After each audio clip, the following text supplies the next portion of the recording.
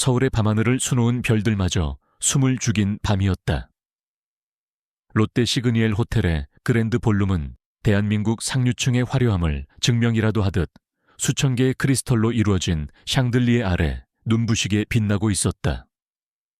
부드러운 클래식 선율이 흐르는 공간 속 값비싼 향수와 샴페인 향이 뒤섞여 몽환적인 분위기를 자아냈다. 오늘은 대성건설의 유일한 후계자 강민혁과 촉망받는 건축가 한유라의 약혼을 축하하는 파티가 열리는 날이었다. 한유라는 우아한 실루엣이 돋보이는 아이보리색 드레스를 입고 있었다. 화려한 보석 하나 없이도 그녀 자체의 단아한 기품이 주변을 압도했다. 그녀의 얼굴에는 행복한 미소가 걸려 있었지만 그 미소 뒤에는 지난 몇 주간 밤샘 작업을 하며 중요한 프로젝트의 마감일을 맞추느라 쌓인 피로가 짙게 배어 있었다. 건축가로서의 그녀의 삶은 언제나 치열했다. 하지만 오늘만큼은 그 모든 것을 잊고 사랑하는 남자와의 미래를 그리는데 집중하고 싶었다. 유라야, 정말 아름답구나. 유라의 어머니가 감격의 참 목소리로 말했다. 그녀의 눈가에는 자랑스러움과 기쁨의 눈물이 맺혀 있었다. 유라의 아버지는 말없이 딸의 어깨를 토닥였다. 평생을 성실하게 살아온 중산층 부모에게 있어 딸이 대한민국 굴지의 재벌가와 인연을 맺는다는 것은 꿈만 같은 일이었다. 유라는 부모님의 기대를 저버리지 않기 위해 그리고 무엇보다 지난 3년간 사랑해온 민혁과의 관계를 위해 최선을 다해왔다. 민혁 씨 오셨군요. 유라가 입구 쪽을 바라보며 환하게 미소 지었다. 흠잡을 데 없이 완벽한 턱시도를 차려입은 강민혁이 자신감 넘치는 걸음으로 다가오고 있었다. 그는 유라의 허리를 자연스럽게 감싸 안으며 그녀의 입에 가볍게 입을 맞췄다. 그 모습은 파티에 참석한 모든 이들의 부러움을 사기에 충분했다. 오늘의 주인공인데 너무 늦게 온 거 아니에요. 유라의 애교 섞인 투정에 민혁은 부드럽게 웃어 보였다. 하지만 그 미소는 어딘지 모르게 서늘한 구석이 있었다. 그의 눈빛은 유라를 향해 있었지만 그 안에는 깊이를 알 수 없는 계산적인 빛이 번뜩였다. 유라는 그 미묘한 차이를 알아차렸지만 곧 파티에 들뜬 분위기 탓이려니 생각하며 고개를 저었다. 파티는 순조롭게 진행되었다. 수많은 정재계 인사들이 두 사람에게 다가와 축하 인사를 건넸다. 민혁은 능숙하게 그들을 대하며 자신의 인맥과 영향력을 과시했다. 유라는 그의 옆에서 조용히 미소 지으며 마치 잘 만들어진 인형처럼 그의 완벽한 배경이 되어주었다. 그녀는 이런 화려한 사교계가 아직은 낯설었지만 민혁을 위해서라면 기꺼이 적응할 생각이었다. 시간이 흘러 파티의 하이라이트인 약혼 서약의 순간이 다가왔다. 사회자의 소개와 함께 민혁이 먼저 단상 위로 올라갔다. 모든 하객들의 시선이 그에게로 쏠렸다. 그는 마이크를 잡고 잠시 숨을 고르더니 예상과는 전혀 다른 표정으로 입을 열었다. 오늘 이 자리에 귀한 시간을 내어 참석해 주신 모든 분들께 진심으로 감사드립니다. 목소리는 차분했지만 분위기는 미묘하게 가라앉았다. 그리고 제 옆에 곧 올라올 한유라 씨에게도 감사의 말을 전하고 싶습니다. 지난 3년간 저에게는 과분한 사람이었습니다. 과분했다는 과거형의 표현에 유라의 심장이 철렁 내려앉았다. 뭔가 잘못되고 있다는 불길한 예감이 온몸을 휘감았다. 하객들 사이에서도 작은 웅성거림이 일기 시작했다. 민혁은 아랑곳하지 않고 말을 이었다. 그의 목소리는 점점 더 차가워졌다.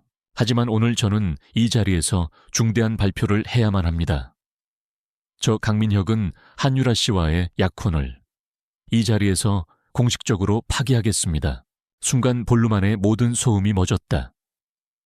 흐르던 음악마저 끊긴 듯 완벽한 정적이 공간을 지배했다. 유라는 자신의 귀를 의심했다. 방금 그가 한 말이 무슨 뜻인지 뇌가 인지하기를 거부했다. 그녀는 단상 아래에서 수백 명의 사람들 한가운데서 완전히 얼어붙어 버렸다. 민혁의 잔인한 선언은 거기서 끝나지 않았다. 그는 마치 준비된 연극의 다음 막을 여는 배우처럼 볼룸의 입구를 향해 손짓했다. 그리고 여러분께 제 진정한 사랑을 소개합니다.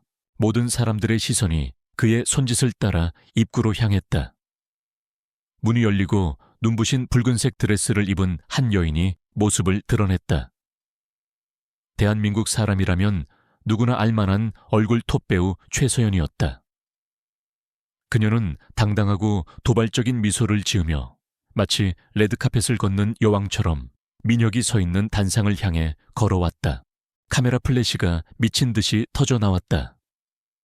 하객들의 웅성거림은 이제 경악과 충격의 함성으로 변했다. 최서연은 단상 위로 올라가 민혁의 팔짱을 끼고 승리자의 미소로 유라를 내려다보았다. 그 눈빛에는 노골적인 조롱과 경멸이 담겨 있었다. 유라는 그제야 모든 것을 깨달았다. 지난 몇 달간 민혁이 유난히 바빴던 이유, 가끔씩 연락이 끊기던 순간들, 그리고 그녀의 전화를 받으며 미묘한 표정을 짓던 그의 모습들이 파노라마처럼 스쳐 지나갔다. 이 모든 것이 거대한 기망흑이었다.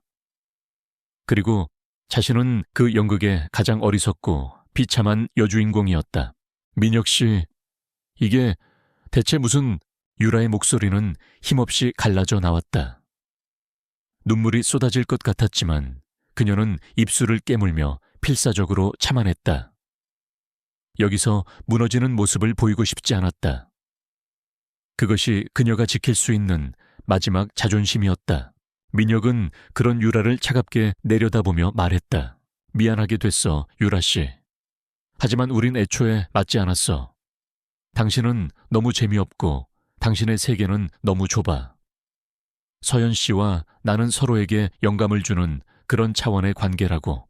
그의 말 한마디 한마디가 비수가 되어 유라의 심장에 박혔다. 3년간의 사랑과 헌신이 재미없다는 한마디로 부정당하는 순간이었다. 그녀를 둘러싼 사람들의 시선이 동정에서 비웃음으로 바뀌는 것이 느껴졌다. 그녀의 부모님은 충격으로 새하얗게 질린 얼굴로 딸을 바라보고 있었다. 최서연은 민혁의 품에 더 깊이 파고들며 유라를 향해 속삭이듯 말했다. 하지만 그 목소리는 마이크를 통해 볼룸 전체에 울려 퍼졌다. 유라 씨, 너무 상심하지 말아요. 민혁 씨 같은 남자는 당신이 감당할 수 있는 레벨이 아니었을 뿐이니까. 이제라도 자기 자리를 찾는 게 좋지 않겠어요. 그것은 확인 사살이었다. 유라는 더 이상 그곳에 서 있을 수 없었다. 그녀는 아무 말 없이 몸을 돌렸다. 수백 개의 눈동자가 그녀의 등에 비수처럼 꽂혔다. 그녀는 비틀거리는 걸음을 애써 바로잡으며 지옥으로 변해버린 파티장을 빠져나왔다. 한 걸음 한 걸음 내디딜 때마다 자존심의 파편이 바닥으로 떨어져 내리는 것 같았다. 호텔 복도를 따라 정처 없이 걷던 유라는 비상구 문을 열고 차가운 밤 공기가 가득한 테라스로 나갔다. 그제야 그녀는 참았던 숨을 토해냈다. 눈물은 흐르지 않았다. 너무 큰 충격과 배신감의 슬픔이라는 감각마저 마비된 듯했다. 화려한 서울의 야경이 눈앞에 펼쳐져 있었지만 그녀의 세상은 방금 완벽한 암흑이 되었다. 그녀는 난간에 기대어 멍하니 서 있었다. 얼마나 시간이 흘렀을까? 등 뒤에서 낮고 차분한 목소리가 들려왔다. 꽤나 지독한 쇼였군. 유라는 깜짝 놀라 뒤를 돌아보았다. 어둠 속에 한 남자가 서 있었다. 완벽하게 재단된 검은색 수트를 입은 그는 주변의 어둠과 하나가 된 듯 깊고 서늘한 아우라를 풍기고 있었다. 호텔의 희미한 불빛이 그의 얼굴 윤곽을 비추었다. 날카로운 턱선과 오뚝한 콧날, 그리고 그늘진 눈매는 조각상처럼 비현실적인 느낌을 주었다. 유라는 그를 어디선가 본 적이 있는 것 같다고 생각했다. 각종 경제 뉴스에서 대한민국 산업계를 움직이는 젊은 리더로 소개되던 얼굴. 은성그룹의 최연소 회장 권지훈이었다. 그는 오늘 파티의 하객 명단에는 없었다. 아마도 다른 용무로 호텔에 왔다가 우연히 이 광경을 목격한 모양이었다. 누구시죠?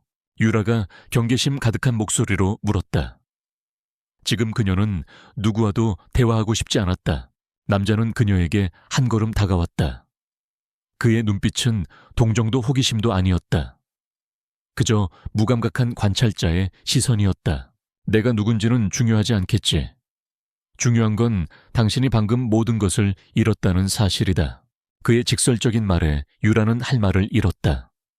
그는 계속해서 말을 이었다. 강민혁은 당신을 철저히 짓밟았고 당신은 이제 서울 사교계 최고의 웃음거리가 됐지. 내일 아침이면 모든 신문과 가십 사이트가 당신의 얼굴과 이야기로 도배될 거다. 아마 당신의 커리어에도 치명적이겠지. 대성건설과 척을 져서 좋을 건축가는 없으니까. 그가 읊는 모든 문장은 유라가 가장 두려워하는 현실이었다. 가슴이 아프다 못해 저려왔다. 그런 이야기를 하려고 저에게 접근하신 건가요? 비웃으려고, 비웃음이라, 아니, 권지우는 고개를 저었다. 그는 유라의 바로 앞까지 다가와 섰다. 두 사람 사이에는 차가운 밤 공기만이 감돌았다. 그는 유라의 눈을 똑바로 응시하며 상상조차 할 수 없는 말을 내뱉었다. 복수가 필요할 텐데. 그리고 나는 아내가 필요하고. 네. 유라는 자신의 귀를 의심했다. 권지훈의 표정에는 한치의 흔들림도 없었다. 그는 마치 중요한 사업 계약을 제안하는 것처럼 건조하고 사무적인 어조로 말했다. 나와 결혼합시다, 한유라 씨. 세상이 멈춘 것 같았다. 방금 전 겪었던 지옥 같은 현실보다 눈앞의 남자가 던진 이 한마디가 더욱 비현실적이었다. 유라는 혼란스러운 눈으로 그를 바라보았다. 그의 깊이를 알 수 없는 검은 눈동자 속에서 그녀는 자신의 운명이 소용돌이치기 시작했음을 직감했다. 그는 자신의 명함 지갑에서 명함 한 장을 꺼내 유에게 건넸다. 차갑고 단단한 종이의 감촉이 그녀의 떨리는 손끝으로 전해졌다. 내일 아침까지 생각할 시간을 주지. 강민혁과 최서연이 당신에게서 빼앗아간 것보다 더 많은 것을 되찾게 해줄 수 있어. 당신이 잃은 자존심 명예, 그리고 당신의 미래까지도. 권지우는 그 말을 남기고 미련 없이 몸을 돌려 어둠 속으로 사라졌다. 유라는 홀로 남아 그의 명함을 든 채 멍하니 서 있었다. 명함에는 은성그룹 회장 권지훈이라는 글자와 함께 그의 개인 번호가 간결하게 찍혀 있었다. 손에 들린 이 작은 종이 한 장이 지옥으로 떨어지는 동아줄일까? 아니면 더 깊은 심연으로 끌어당기는 미끼일까? 유라는 차가운 밤 공기 속에서 끝을 알 수 없는 고민에 휩싸였다. 오늘 밤 그녀는 모든 것을 잃었다. 그리고 동시에 가장 위험하고 매혹적인 제안을 받았다. 다음 날 아침 한유라는 뜬 눈으로 밤을 새웠다. 그녀의 작은 오피스텔 안은 어젯밤에 화려했던 파티장과는 극명한 대조를 이루며 적막감만이 감돌았다. 커튼 사이로 스며드는 희미한 여명이 방 안을 비추자 어지럽게 널린 설계 도면과 건축 잡지들이 눈에 들어왔다. 불과 24시간 전까지만 해도 그녀의 꿈과 열정이었던 모든 것들이 이제는 잿더미처럼 무의미하게 느껴졌다. 휴대폰은 쉴 새 없이 울려댔다. 수십 통의 부재중 전화와 수백 개의 메시지가 화면을 가득 메우고 있었다. 하지만 유라는 그 어떤 것에도 손을 댈 수 없었다. 세상과 단절되고 싶었다. 그러나 세상은 그녀를 가만두지 않았다. 무심코 누른 인터넷 포털 사이트의 메인 화면은 온통 그녀의 이야기로 도배되어 있었다. 대성건설 강민혁 건축가 한유라와 파혼 선언. 현장에는 톱배우 최서연 등장. 비련의 여주인공 된 건축가 한유라, 재벌가의 문턱에서 좌절. 강민혁과 최서연 3년간의 비밀 연애. 한유라는 그저 위장막이었나. 자극적인 제목 아래에는 어젯밤 세상에서 가장 비참했던 그녀의 모습이 담긴 사진들이 걸려 있었다. 충격과 모멸감으로 굳어버린 얼굴, 금방이라도 무너질 듯 위태롭게 서 있던 모습. 그리고 그 옆에는 승리자의 미소를 짓고 있는 강민혁과 최서연의 사진이 나란히 배치되어 있었다. 댓글창은 차마 눈뜨고 볼 수 없는 악의적인 말들로 가득했다. 그녀의 신상정보학력 과거 행적까지 파헤치며 조롱하고 비난하는 글들이었다. 유라는 힘없이 휴대폰을 내려놓았다. 권지훈의 말이 옳았다. 그녀는 서울 사교계 최고의 웃음거리가 되었고 그녀의 인생은 하룻밤 사이에 나락으로 떨어졌다. 이대로라면 건축가로서의 커리어도 끝이었다. 어떤 클라이언트가 이런 끔찍한 스캔들의 주인공에게 자신의 중요한 건물을 맡기고 싶어 하겠는가. 강민혁과 대성건설은 그녀가 이 업계에서 다시는 발붙이지 못하도록 온갖 수단을 동원할 것이 분명했다. 그때 그녀의 눈에 탁자 위에 놓인 차가운 명함 한 장이 들어왔다. 은성그룹 회장 권지훈. 어젯밤의 비현실적인 제안이 다시금 머릿속을 맴돌았다. 나와 결혼합시다. 그것은 미친 소리였다. 생면부지의 남자, 그것도 대한민국을 움직이는 거물과의 결혼이라니. 하지만 지금 그녀에게 남은 선택지는 무엇인가? 이대로 모든 것을 포기하고 무너지거나 아니면 복수, 그 단어가 그녀의 머릿속을 날카롭게 파고들었다. 강민혁과 최서연에게 받은 치욕을 그대로 갚아주고 싶었다. 그들이 자신을 짓밟고 올라선 그 자리에서 그들을 끌어내리고 싶었다. 감정적인 분노 때문만은 아니었다. 이것은 생존의 문제였다. 그들을 이기지 못하면 그녀는 영원히 패배자로 낙인 찍힌 채 살아가야 할 터였다. 권지훈은 그녀에게 복수할 기회를 주겠다고 했다. 그는 아내가 필요하고 그녀는 복수할 힘이 필요했다. 이것은 완벽한 거래였다. 사랑도 감정도 없는 철저한 비즈니스. 잃을 것이 없는 사람만이 할 수 있는 가장 위험한 도박. 유라는 떨리는 손으로 휴대폰을 집어들었다. 그리고 명함에 적힌 번호를 눌렀다. 신호음이 2번 울리기도 전에 어젯밤 들었던 그 낮고 차분한 목소리가 수화기 너머에서 들려왔다. 권지훈입니다. 마치 그녀가 전화할 것을 이미 알고 있었다는 듯 조금의 놀람도 없는 목소리였다. 한유라입니다. 생각은 정리됐습니까? 네. 회장님의 제안을 받아들이겠습니다. 현명한 선택이요. 30분 뒤에 청담동 매종드라 카테고리에서 보지. 일방적인 통보와 함께 전화는 끊겼다. 유라는 잠시 멍하니 있다가 서둘러 일어나 욕실로 향했다. 거울에 비친 자신의 모습은 낯설었다. 눈은 퀭했고 얼굴은 창백했다. 그녀는 차가운 물로 세수를 하며 정신을 차리려 애썼다. 이제부터 감상에 젖어 있을 시간은 없었다. 그녀는 전쟁터로 나가는 군인처럼 자신의 감정을 갑옷 속에 단단히 숨겨야 했다. 약속 장소에 도착하자 직원의 안내를 받아 가장 안쪽에 있는 프라이빗 룸으로 들어갔다. 권지훈은 이미 와 있었다. 그는 창밖을 내다보며 서 있다가 유라가 들어서자 천천히 몸을 돌렸다. 아침 햇살을 등진 그의 모습은 어젯밤보다 더욱 압도적인 존재감을 뿜어냈다. 앉으시오. 그가 맞은편 의자를 가리켰다. 유라가 자리에 앉자 그의 옆에 배석해 있던 변호사로 보이는 남자가 서류 가방에서 두툼한 계약서 한 부를 꺼내 그녀 앞에 내려놓았다. 혼인 계약서입니다. 변호사가 간결하게 설명했다. 유라는 말없이 계약서를 집어들었다. 갑 권지훈들 한유라로 시작하는 문서는 지독히도 사무적이었다. 그녀는 건축 설계도를 검토하듯 계약서의 조항들을 하나하나 꼼꼼하게 읽어 내려갔다. 계약 기간은 2년으로 한다. 2년 후 쌍방에 합의해 이혼 절차를 진행한다. 계약 기간 동안 갑과 을은 대외적으로 완벽한 부부관계를 연기할 의무를 진다. 공식 석상 및 사적인 모임에 동행하며 언론에 애정 어린 모습을 노출해야 한다. 갑과 을은 서로의 사생활을 존중하며 어떠한 경우에도 간섭하지 않는다. 결혼 생활은 계약서에 명시된 공적인 영역에 한정된다. 을은 결혼 즉시 갑이 제공하는 거처 서초동 트라우마우스 펜트하우스로 이주하며 갑은 을의 모든 생활비와 품위 유지비를 지원한다. 갑은 을이 대성건설로부터 받을 수 있는 모든 법적, 비법적 압력으로부터 을을 보호할 의무를 진다.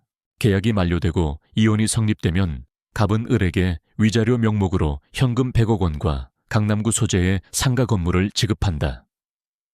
또한 을이 자신의 건축 스튜디오를 설립할 경우 초기 자본 전액을 지원한다. 계약의 모든 내용은 절대적인 비밀에 붙이며 어느 한쪽이라도 이를 위반할 시 상대방에게 막대한 금액의 위약금을 지불해야 한다. 조항들은 상상 이상으로 구체적이었고 율에게는 파격적으로 유리한 조건이었다. 권지우는 그녀가 무엇을 원하는지 정확히 알고 있었다. 경제적 안정, 대성건설로부터의 보호, 그리고 미래를 위한 발판까지.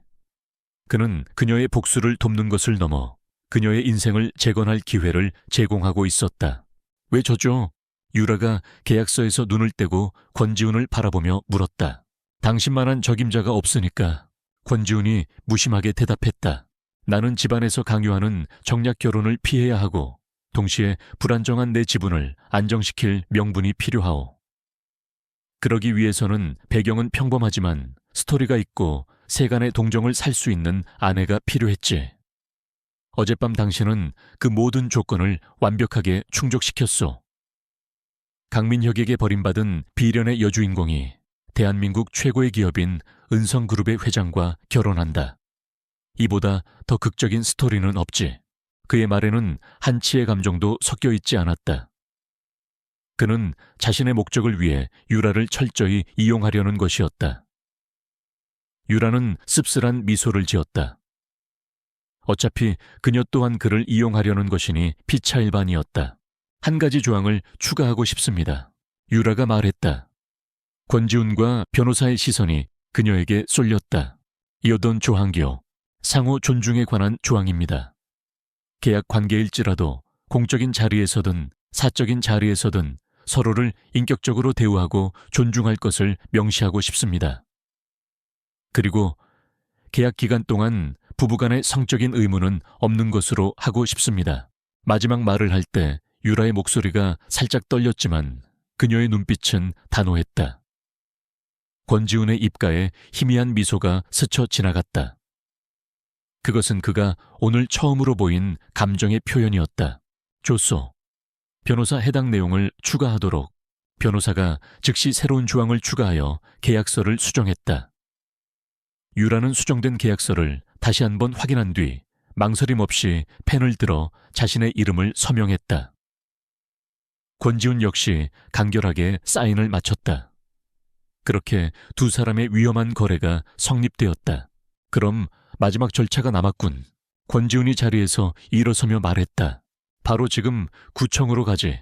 서초구청은 평일 오전이라 한산했다. 유라는 자신이 지금 무엇을 하고 있는지 실감이 나지 않았다. 권지훈의 비서가 미리 준비해온 서류들을 제출하자 혼인신고는 일사천리로 진행되었다. 담당 직원은 두 사람의 이름을 번갈아 확인하며 믿을 수 없다는 표정을 지었다. 은성그룹 회장 권지훈과 어젯밤 파운 스캔들의 주인공 한유라. 너무나도 이질적인 두 사람의 조합이었다. 증인란에는 권지훈의 비서와 변호사가 서명했다. 유라는 혼인신고서에 자신의 이름을 적어 내려가며 만감이 교차했다. 사랑하는 남자와 함께 이곳에 와서 서명하는 날을 꿈꿔왔었다. 하지만 현실은 사랑도 축하도 없는 텅 빈 공간에서 낯선 남자와 법적인 부부가 되는 것이었다. 두 분 이제 법적으로 부부가 되셨습니다. 축하드립니다. 직원의 기계적인 축하 인사가 귀에 울렸다. 유라와 권지훈은 아무 말 없이 서로를 바라보았다.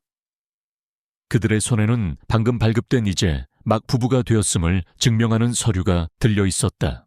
한편 같은 시각 강민혁의 펜트하우스에서는 축배가 오가고 있었다. 자기야 이것 봐. 인터넷이 온통 한유라 얘기야. 다들 자기를 욕하는 게 아니라 오히려 잘 헤어졌다. 현명한 선택이었다고 하네. 최서연이 강민혁의 품에 안겨 휴대폰을 보여주며 교태 섞인 목소리로 말했다. 강민혁은 만족스러운 미소를 지으며 샴페인 잔을 기울였다. 당연하지. 감히 내 발목을 잡으려고 했던 여자야. 그 정도 대가는 치러야지. 이제 그 여자는 이 바닥에서 영원히 끝이야. 그의 얼굴에는 오만함이 가득했다. 한유라를 완벽하게 짓밟았다는 생각에 짜릿한 쾌감마저 느껴졌다. 바로 그때 강민혁의 휴대폰이 날카롭게 울렸다. 비서실장의 다급한 목소리가 흘러나왔다. 도련님, 지금 빨리 뉴스 속보 확인해 보십시오. 큰일 났습니다. 호들갑 떨지 말고 무슨 일인지 말해. 강민혁이 귀찮다는 듯이 말하며 리모컨으로 TV를 켰다. 마침 화면에는 긴급 속보 자막이 뜨고 있었다. 속보 은성그룹, 권지훈 회장 건축가 한유라 씨와 혼인신고, 재계와 연예계 충격. TV 화면에는 서초구청을 막 빠져나오는 권지훈과 한유라의 모습이 담긴 사진이 대문짝만하게 실려 있었다. 두 사람은 나란히 서서 무표정했지만 왠지 모르게 잘 어울리는 한 쌍처럼 보였다. 뭐라고? 강민혁의 손에서 샴페인 잔이 떨어져 바닥에 산산조각 났다. 그의 얼굴에서 웃음기가 사라지고 믿을 수 없다는 경악의 표정이 떠올랐다. 최서연 역시 비명을 지르며 자리에서 벌떡 일어났다. 말도 안 돼. 저 여자가 왜 권지훈이랑 어제 막 파혼당한 여자가 어떻게 하루아침에. 강민혁은 아무 말도 할 수 없었다. 그가 하찮게 여기고 내버린 돌멩이가 하루 만에 세상에서 가장 값비싼 다이아몬드가 되어 나타난 기분이었다. 그것도 감히 자신이 넘볼 수조차 없는 남자 권지훈의 손에 들려서.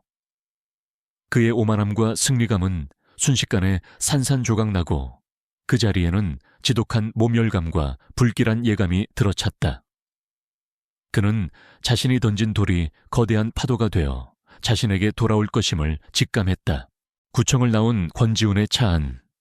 무거운 침묵이 두 사람을 짓눌렀다. 유라는 차창 밖으로 빠르게 스쳐 지나가는 풍경을 멍하니 바라보았다. 권지훈이 품 안에서 작은 상자를 꺼내 그녀에게 건넸다. 열어보시오.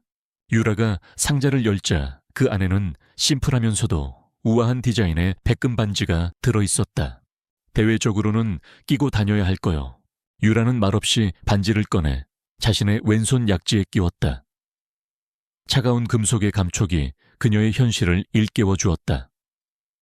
그녀는 이제 한유라가 아닌 권지훈의 아내였다. 권지훈은 검은색 카드키 하나를 더 건넸다. 펜트하우스 카드키요. 내 비서가 짐 옮기는 것을 도와줄 거니 오늘 중으로 이사를 마치도록 하시오. 알겠습니다. 차는 어느새 유라의 오피스텔 앞에 멈춰 섰다. 그녀가 차에서 내리려 할 때 권지훈이 나지막이 말했다. 한유라 씨. 유라가 그를 돌아보았다. 후회하지 않을 자신 있나? 그의 깊은 눈이 그녀를 꿰뚫어 보는 듯했다. 유라는 잠시 숨을 골랐다. 그리고 그 어느 때보다 단호한 목소리로 대답했다. 후회는 저를 버린 사람들이 하게 될 겁니다. 그 대답에 권지훈의 입가에 다시 한번 의미를 알 수 없는 희미한 미소가 떠올랐다. 권지훈의 비서가 안내한 곳은 서울의 심장부가 한눈에 내려다 보이는 서초동의 최고급 주상복합 트라움하우스의 펜트하우스였다. 현관문을 열고 들어서는 순간 한유라는 숨을 멈췄다. 거대한 통유리창 너머로 펼쳐진 서울의 파노라마가 마치 한 폭의 그림처럼 비현실적으로 다가왔다. 내부는 극도로 절제된 미니멀리즘의 정수였다. 화이트와 그레이 톤으로 마감된 공간에는 최고급 소재로 제작된 가구들이 최소한으로 배치되어 있었고 모든 것은 완벽한 질서 속에 제자리를 지키고 있었다. 그곳은 사람이 사는 집이라기보다는 차가운 이성과 완벽주의가 지배하는 하나의 거대한 예술작품처럼 느껴졌다. 권지훈이라는 남자를 그대로 빼닮은 공간이었다. 한유라님 이쪽입니다. 김 비서가 그녀를 안쪽으로 안내했다. 펜트하우스는 중앙의 거실과 다이닝 공간을 기준으로 두 개의 독립된 구역으로 나뉘어 있었다. 회장님께서 여사님의 개인 공간으로 이쪽 윙 전체를 마련해 두셨습니다. 김 비서가 안내한 곳은 침실 서재, 그리고 거대한 드레스룸과 욕실까지 갖춘 완벽한 독립 공간이었다. 침실은 부드러운 베이지 톤으로 꾸며져 있어 펜트하우스의 다른 공간보다는 조금 더 아늑한 느낌을 주었다. 하지만 유라를 놀라게 한 것은 서재와 드레스룸이었다. 서재의 한쪽 벽면은 바닥부터 천장까지 닿는 책장으로 채워져 있었는데 놀랍게도 대부분이 건축 관련 서적들이었다. 구하기 힘든 해외 원서부터 희귀한 건축 사진집까지 건축학도라면 누구나 꿈꿀 만한 컬렉션이었다. 책상 위에는 최신형 컴퓨터와 전문가용 태블릿이 놓여 있었고 그 옆에는 그녀가 평소 사용하던 설계 프로그램들이 모두 설치되어 있었다. 드레스룸은 더욱 충격적이었다. 마치 명품 편집숍을 옮겨놓은 듯한 공간에는 그녀의 사이즈에 맞춰 준비된 옷과 구두 가방들이 가지런히 진열되어 있었다. 은성그룹의 안주인으로서 참석해야 할 파티를 위한 화려한 드레스부터 건축가로서 활동할 때 입을 수 있는 실용적이고 세련된 오피스룩까지 완벽하게 구비되어 있었다. 누군가 그녀의 취향과 생활 패턴을 면밀히 분석하고 준비한 것이 분명했다. 이 모든 걸 언제 회장님께서 어젯밤에 지시하셨습니다. 여사님의 직업적 특성과 개인적인 취향을 최대한 고려하라고 특별히 당부하셨습니다. 유라는 할 말을 잃었다. 이것은 계약의 일부라고 하기에는 너무나 세심한 배려였다. 서재 책상 위 작은 메모지 하나가 놓여 있었다. 간결하고 힘이 있는 필체였다. 이 공간은 온전히 당신의 것이다. 필요하다면 당신의 방식대로 자유롭게 바꾸어도 좋다.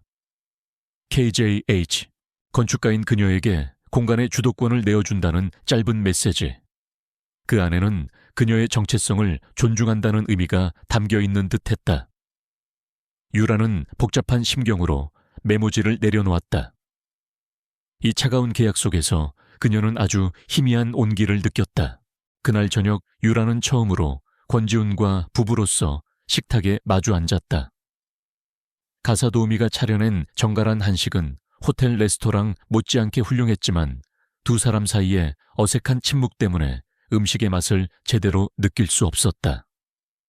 숫저가 그릇에 부딪히는 소리만이 정적을 깨뜨릴 뿐이었다. 먼저 침묵을 깬 것은 권지훈이었다.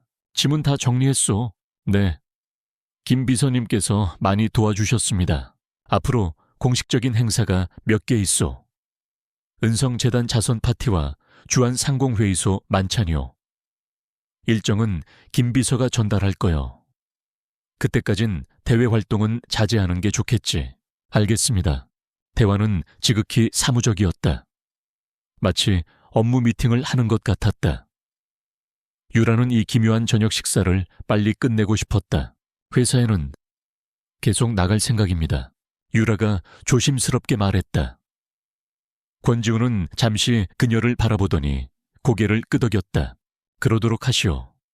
그게 당신의 본 모습일 테니 필요한 게 있다면 언제든 김 비서를 통해 요청하고 그의 허락은 의외로 간단했다. 그는 그녀를 은성그룹의 안주인이라는 틀 안에 가두려 하지 않았다.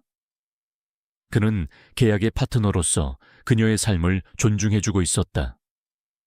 식사가 끝나고 그는 서재로 들어갔고 유라는 그녀의 공간으로 돌아왔다. 두 사람은 한 지붕 아래 있었지만 보이지 않는 벽으로 완벽하게 분리되어 있었다. 다음 날 유라는 평소처럼 회사에 출근했다.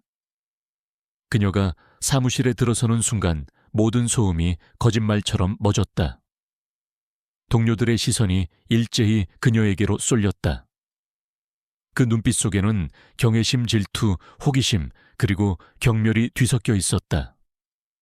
어제까지만 해도 파혼당한 비련의 여주인공이었던 그녀가 하루아침에 대한민국 최고 기업의 회장 사모님이 되어 나타났으니 그럴 만도 했다. 한 대리 왔어. 평소 친하게 지내던 박 팀장이 어색한 미소를 지으며 그녀에게 다가왔다. 그의 태도는 평소와 달리 조심스러웠다. 팀장님 안녕하세요. 유라는 애써 평소처럼 행동하려 노력했다. 하지만 동료들의 수군거림은 그녀의 귀에 똑똑히 들려왔다. 세상에 진짜 신데렐라네. 저렇게 팔자를 고칠 줄 누가 알았겠어. 신데렐라는 무슨. 뻔하지 뭐. 재벌한테 버림받자마자 더 대단한 재벌을 낚아챈 거잖아. 보통 내기가 아니야. 얼굴은 청순하게 생겨서 남자 홀리는 재주는 타고났나 봐. 특히 평소 유라를 시기하던 입사 동기 이혜진의 목소리가 가장 날카로웠다. 어떤 사람들은 머리 써서 밤새 설계하고 프로젝트 따내는데 어떤 사람들은 그냥 하룻밤에 인생 역전하네. 참 세상 불공평해, 안 그래? 그녀는 유라가 들으라는 듯이 큰 소리로 말하며 비웃었다. 유라는 주먹을 꽉 쥐었다. 화가 치밀었지만 여기서 감정적으로 대응하는 것은 이혜진이 원하는 바일 터였다. 그녀는 이혜진을 차갑게 한번 쏘아보고는 아무 말 없이 자신의 자리로 가서 컴퓨터를 켰다. 그녀의 그런 태연한 태도에 이혜진은 오히려 김이 빠진 듯한 표정을 지었다. 문제는 다른 곳에서 터졌다. 유라가 현재 담당하고 있는 작은 규모의 상업시설 리모델링 프로젝트에서였다.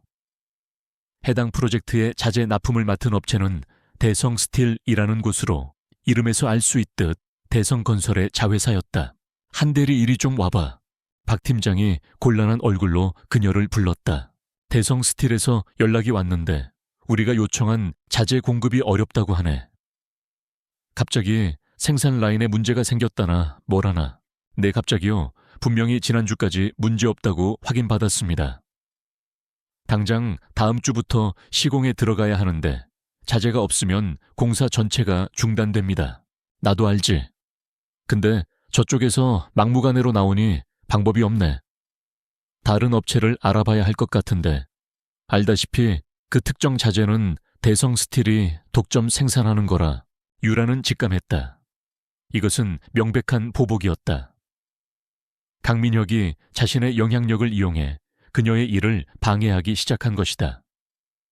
그는 그녀가 권지훈의 아내라는 타이틀을 달았더라도 이 건설업계에서는 여전히 자신의 손아귀 안에 있다는 것을 보여주고 싶어 했다. 그는 그녀의 실력을 깎아내리고 프로젝트를 망쳐서 무능한 건축가로 낙인 찍으려 하는 것이다. 제가 직접 대성스틸 담당자하고 통화해보겠습니다. 유라는 포기하지 않았다. 그녀는 담당자에게 수십 통의 전화를 걸었지만 그는 회의 중이라는 핑계로 전화를 피했다. 이메일을 보내도 답장은 없었다. 명백한 업무 방해였다. 다른 팀원들은 역시 대성건설에 밉보이니 이렇게 되는군 한 대리 때문에 프로젝트 전체가 피곤해졌네 라며 수군거렸다. 유라는 완전히 고립되었다. 그날 이후 유라는 해결책을 찾기 위해 밤낮으로 매달렸다. 대체할 수 있는 자재를 찾기 위해 국내외 시장을 샅샅이 뒤졌고 대성스틸의 계약서 조항을 분석하며 법적인 대응 방안을 모색했다. 매일 밤 그녀는 지친 몸을 이끌고 텅 빈 펜트하우스로 돌아왔다. 화려하고 광활한 공간은 그녀의 외로움을 더욱 부각시킬 뿐이었다. 권지훈은 언제나 바빴다. 그는 자정이 넘어서야 들어오거나 아예 들어오지 않는 날도 많았다. 두 사람은 한 집에 사는 유령과도 같았다. 그날도 자정이 다 되어서야 퇴근을 했다. 머리는 깨질 듯이 아팠고 온몸은 납덩이처럼 무거웠다. 프로젝트는 여전히 해결의 실마리가 보이지 않았다. 펜트하우스는 여느 때처럼 어둡고 고요했다. 그녀는 힘없이 소파에 몸을 던졌다. 모든 것을 포기하고 싶다는 약한 마음이 고개를 들었다. 그때였다. 부엌 쪽에서 희미한 불빛이 새어나오는 것을 발견했다.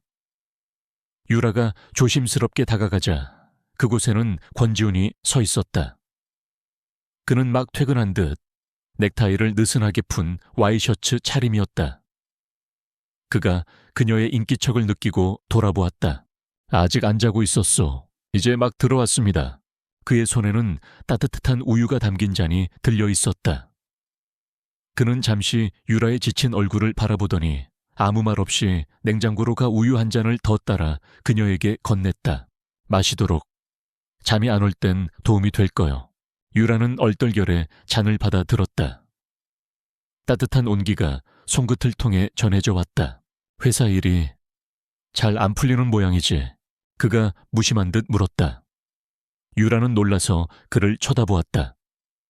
그가 자신의 회사 생활에 대해 알고 있을 거라고는 생각지 못했다. 어떻게 김 비서에게 당신 회사 동향을 보고받고 있으니? 대성건설의 장난질이라는 것도 그는 모든 것을 알고 있었다. 유라는 순간 그에게 도움을 청하고 싶은 충동을 느꼈다. 그가 전화 한 통이면 대성 스틸 따위는 단번에 해결할 수 있을 터였다. 하지만 그녀는 입술을 깨물었다. 이것은 그녀 자신의 싸움이었다.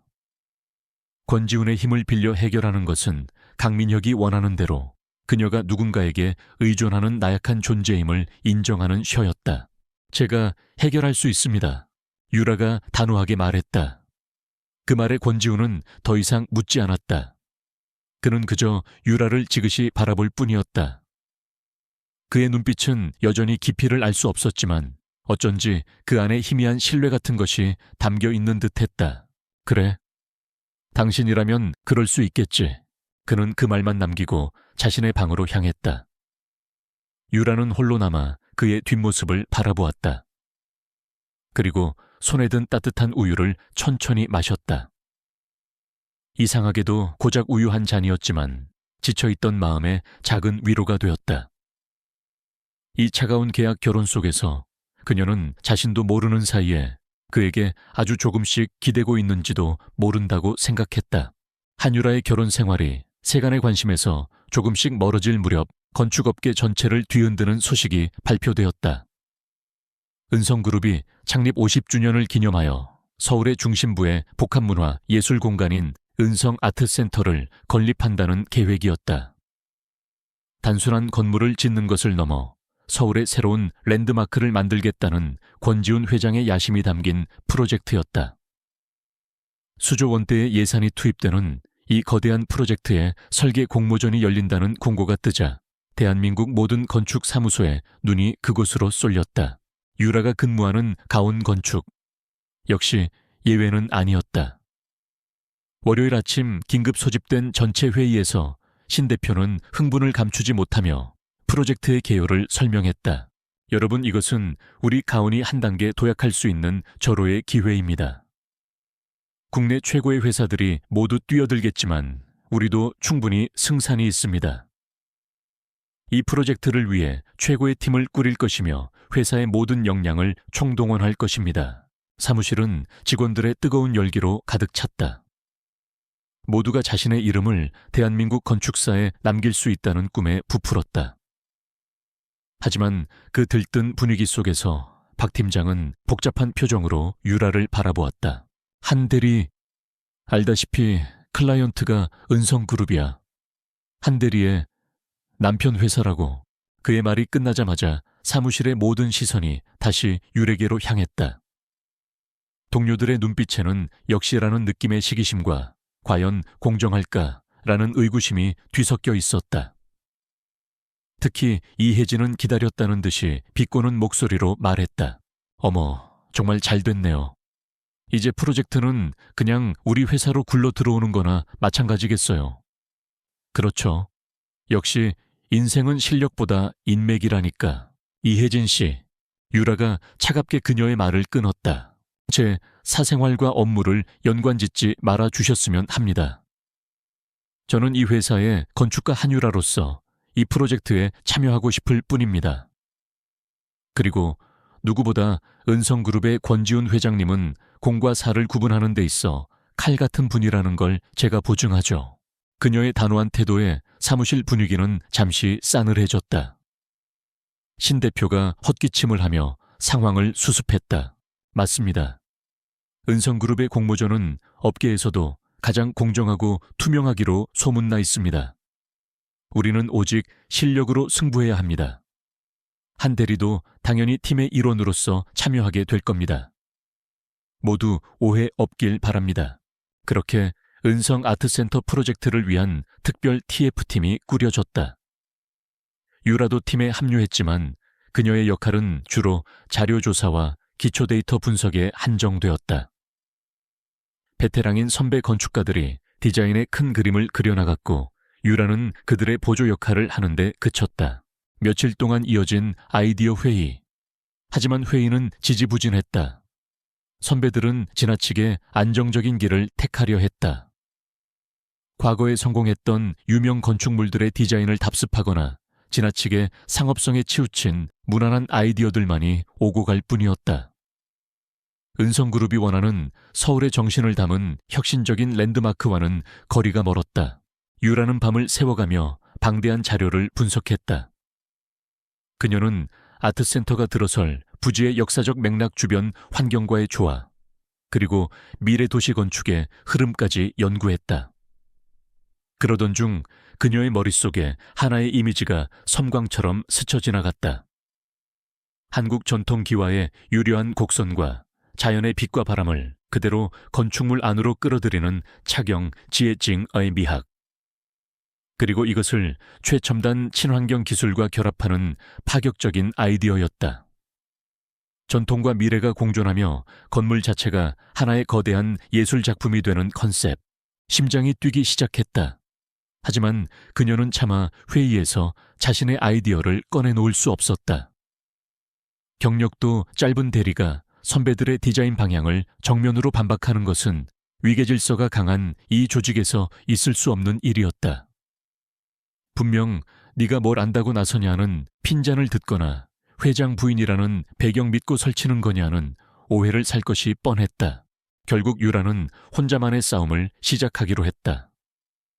낮에는 팀원으로서 주어진 업무를 충실히 해냈고 모두가 퇴근한 밤이 되면 사무실에 홀로 남아 자신의 아이디어를 구체화하기 시작했다. 집으로 돌아와서도 펜트하우스의 서재에서 새벽까지 스케치와 3D 모델링 작업에 매달렸다. 잠자는 시간까지 쪼개가며 그녀는 자신만의 은성 아트센터를 지어 올리고 있었다. 그것은 고독했지만 동시에 건축가로서 가장 순수하게 열정을 불태우는 시간이기도 했다. 그러던 어느 날 업계의 새로운 소문이 파다하게 퍼졌다. 신생 건축사무소인 아키엠이 대성건설로부터 막대한 투자를 유치했으며 이번 은성 아트센터 공모전에 사활을 걸고 뛰어들었다는 소식이었다. 그리고 그들의 프로젝트를 총괄 지휘하는 인물이 바로 강민혁이라는 사실이 알려지면서 이번 공모전은 단순한 설계 경쟁이 아닌 은성그룹과 대성건설의 자존심을 건 대리전 양상을 띠게 되었다. 강민혁의 의도는 명백했다. 권지훈의 가장 중요한 프로젝트를 빼앗아 옴으로써 지난번의 굴욕을 되갚아주고 싶어 했다. 그리고 동시에 유라가 속한 팀을 공개적으로 짓밟아 그녀의 전문적인 능력이 얼마나 하찮은지를 만천에 증명하고 싶어 했다. 강민혁, 그 자식 아주 작정을 했군.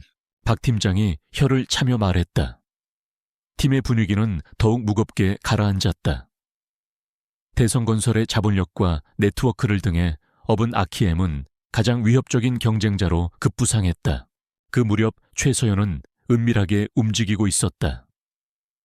그녀는 자신의 연예계 인맥을 동원해 가온 건축 내부에 불만을 품은 인물을 찾아냈고 그 대상은 이혜진이었다.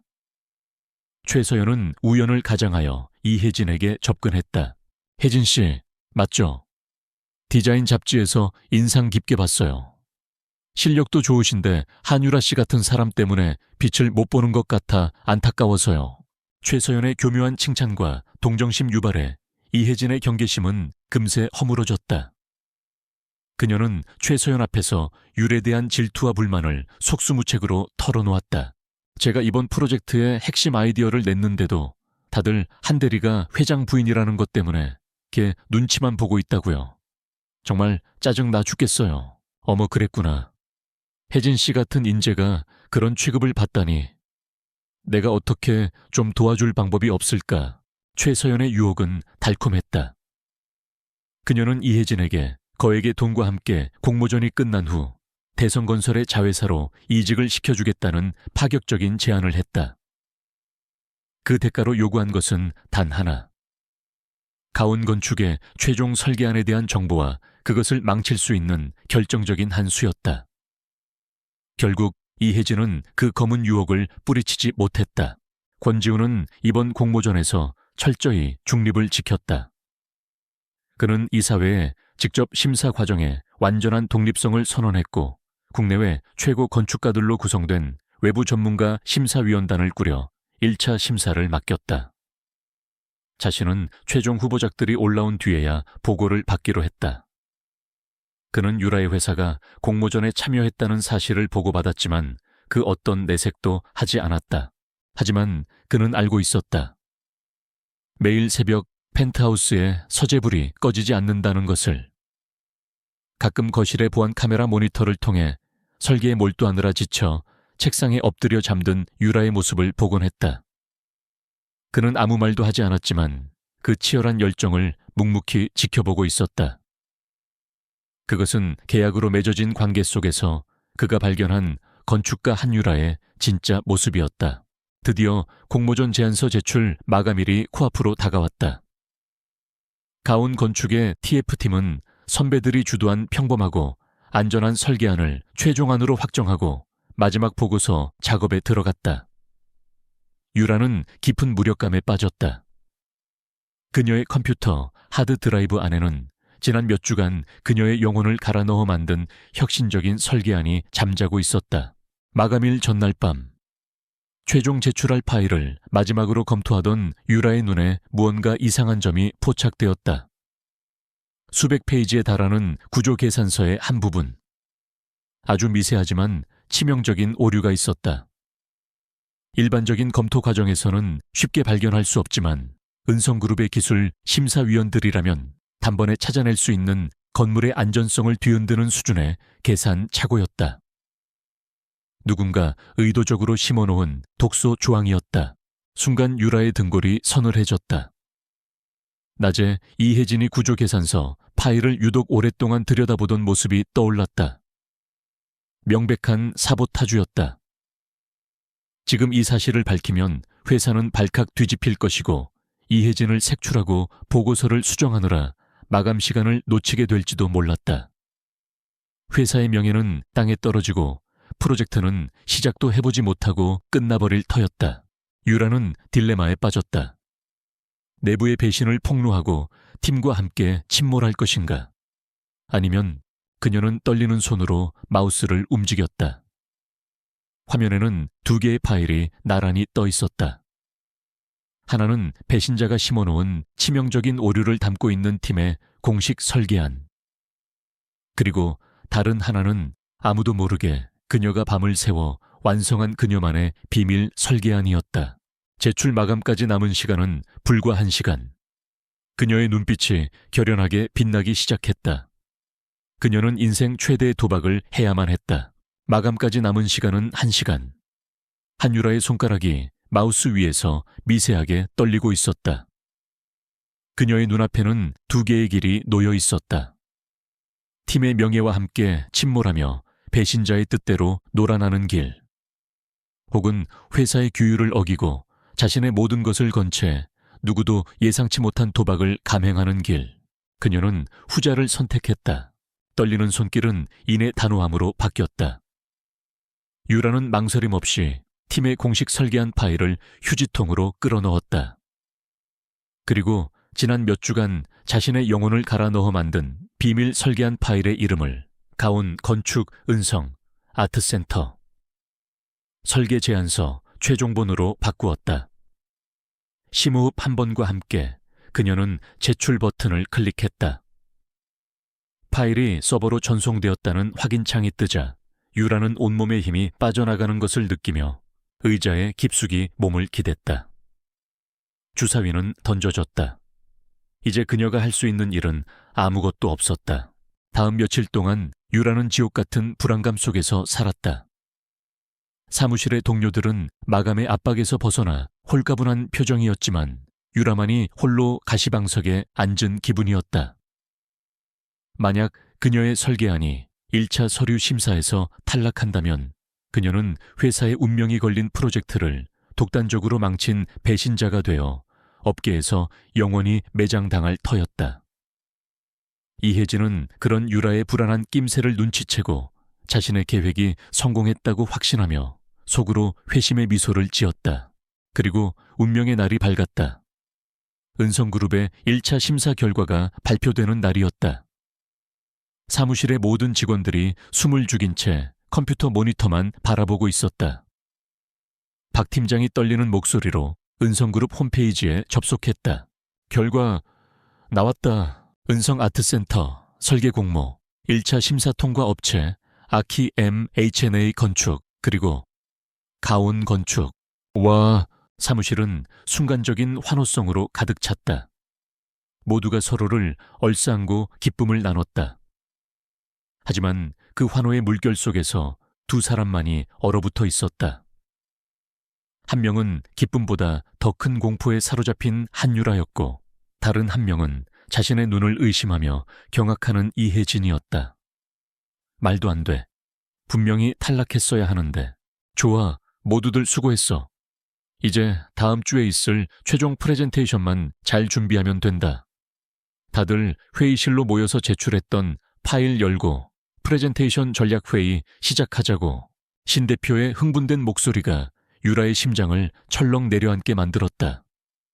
올 것이 온 것이다. 회의실 대형 스크린에 박 팀장이 최종 제출 파일을 띄우는 순간 모든 것이 탈로 날 터였다. 회의실에 모인 팀원들의 얼굴에는 자신감이 넘쳤다. 박 팀장이 파일을 클릭했다. 잠시 후 스크린에 나타난 것은 그들이 밤새워 작업했던 익숙한 설계안이 아니었다. 유려한 곡선과 빛으로 가득 찬 마치 살아 숨쉬는 듯한 유기적인 형태의 건축물. 한 번도 본 적 없는 그러나 압도적으로 아름다운 디자인이었다. 회의실은 찬물을 끼얹은 듯 조용해졌다. 모두가 스크린과 박 팀장의 얼굴을 번갈아 쳐다보았다. 박 팀장, 이거 파일 잘못 연 거 아니야. 우리 거 아닌데. 아닙니다, 대표님. 파일명은 분명히 우리가 제출한 최종본이 맞습니다. 그때 이혜진이 벌떡 일어나 유라를 손가락으로 가리키며 소리쳤다. 한유라, 이거 내 짓이지. 네가 파일을 바꿔치기 한 거지. 회장 부인이라는 배경 믿고 내 멋대로 프로젝트를 망치려고 작정한 거야. 모든 시선이 유라에게로 향했다. 비난과 의심의 눈초리들이 그녀를 향해 날아와 박혔다. 신 대표의 얼굴은 분노로 붉게 달아올랐다. 한대리, 이게 어떻게 된 일인지 설명해봐. 절체절명의 순간. 하지만 유라는 더 이상 불안에 떨지 않았다. 그녀는 자리에서 일어나 침착하고 단호한 목소리로 입을 열었다. 네, 맞습니다. 제가 제출 직전에 파일을 바꿨습니다. 회의실은 충격으로 술렁였다. 하지만 프로젝트를 망치기 위해서가 아니라 살리기 위해서였습니다. 유라는 USB를 스크린에 연결했다. 화면에는 팀의 원래 설계한 파일이 띄워졌다. 그녀는 구조 계산서의 특정 페이지를 확대했다. 우리가 원래 제출하려 했던 이 파일에는 건물의 하중 계산에 치명적인 오류가 있었습니다. 이 부분입니다. 누군가 고의적으로 수치를 조작해 넣었습니다. 만약 이대로 제출했다면 우리는 서류 심사는커녕 업계의 웃음거리가 되고 회사의 신뢰도는 바닥으로 떨어졌을 겁니다. 그녀의 설명에 구조 설계 담당자들이 경악하며 화면을 들여다보았다. 유라의 말이 사실이었다. 누가 봐도 명백한 고의적인 사보타주의 흔적이었다. 팀원들의 시선은 자연스럽게 이혜진에게로 향했다. 그녀의 얼굴은 새하얗게 질려 있었다. 유라는 흔들리지 않고 말을 이었다. 그녀는 자신이 밤새워 만든 설계안을 화면에 띄웠다. 이 설계안은 제가 지난 몇 주간 개인적으로 발전시킨 아이디어입니다. 주제는 시간을 담은 그릇입니다. 한국 전통 건축의 미학과 최첨단 기술을 결합하여 단순한 건물이 아닌 살아 숨쉬는 유기체로서의 아트센터를 제안합니다. 은성그룹의 심사위원단이 1차에서 선택한 것은 바로 이 가능성이었습니다. 유라는 열정적으로 자신의 디자인 컨셉을 설명하기 시작했다. 그녀의 목소리에는 전문가로서의 확신과 디자인에 대한 깊은 애정이 담겨 있었다. 처음에는 그녀를 의심하던 동료들도 어느새 그녀의 논리 정연하고 매혹적인 설명에 빠져들고 있었다. 설명이 끝나자 유라는 팀원들을 둘러보며 마지막 말을 던졌다. 선택은 우리에게 달려 있습니다.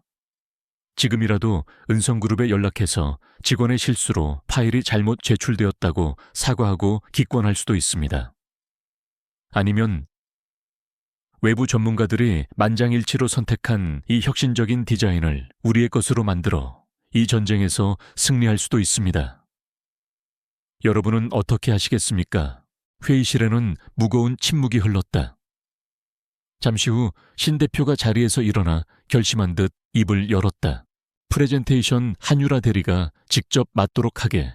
최종 프레젠테이션 당일 은성그룹 본사대회의실에는 숨막히는 긴장감이 감돌았다. 권지훈을 중심으로 은성그룹의 최고 임원들과 외부 전문가들로 구성된 심사위원들이 날카로운 눈빛으로 앉아 있었다. 먼저 발표에 나선 것은 강민혁이 이끄는 아키엠이었다. 그들의 디자인은 화려하고 웅장했다. 막대한 자본을 쏟아부은 티가 역력했다.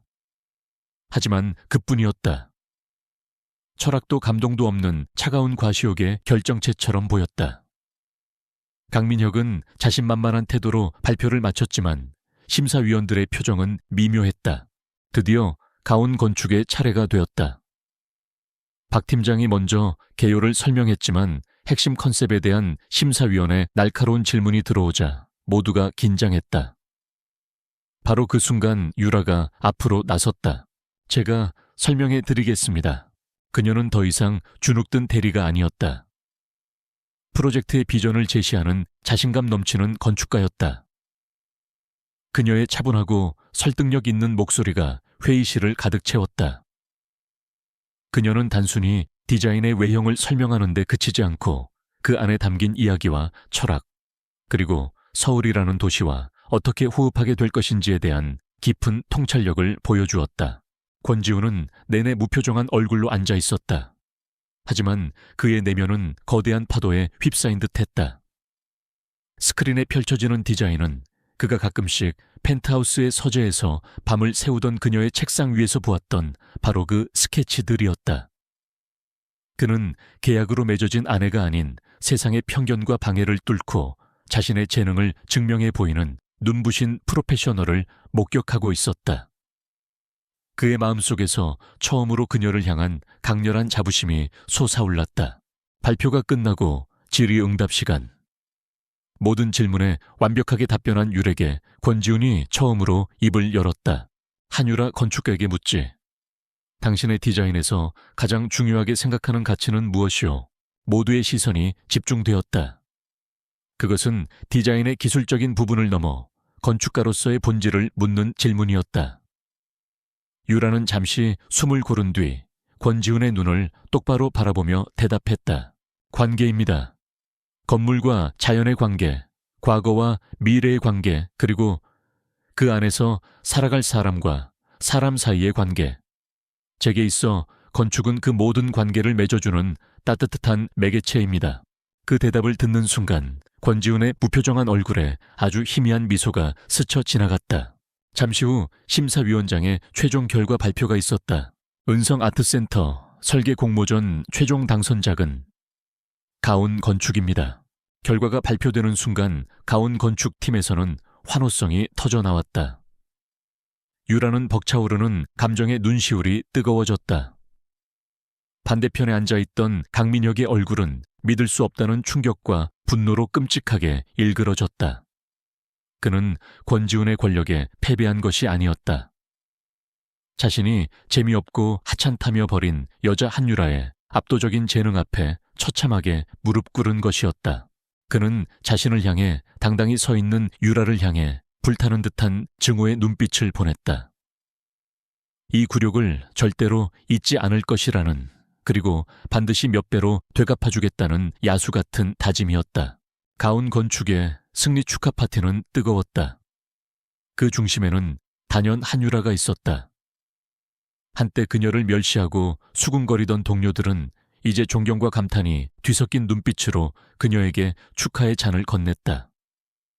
신 대표는 그녀를 회사의 보물이라 칭하며 프로젝트의 총괄 디렉터라는 파격적인 직책을 제안했다.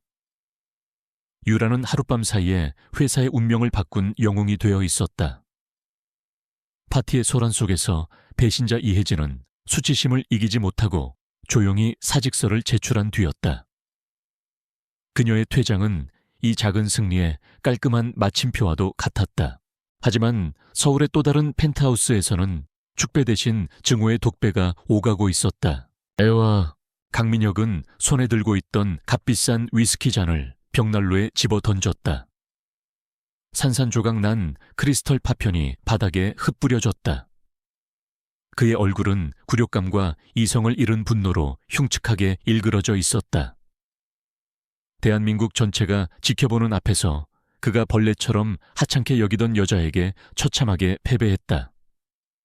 그의 자존심은 갈기갈기 찢겨나갔다. 자기야, 진정해. 고작 설계 공모전 하나였을 뿐이잖아. 다음 기회도 닥쳐. 최서연의 위로가 채 끝나기도 전에 강민혁이 짐승처럼 으르렁거렸다. 그는 최서연의 어깨를 거칠게 움켜쥐었다. 고작.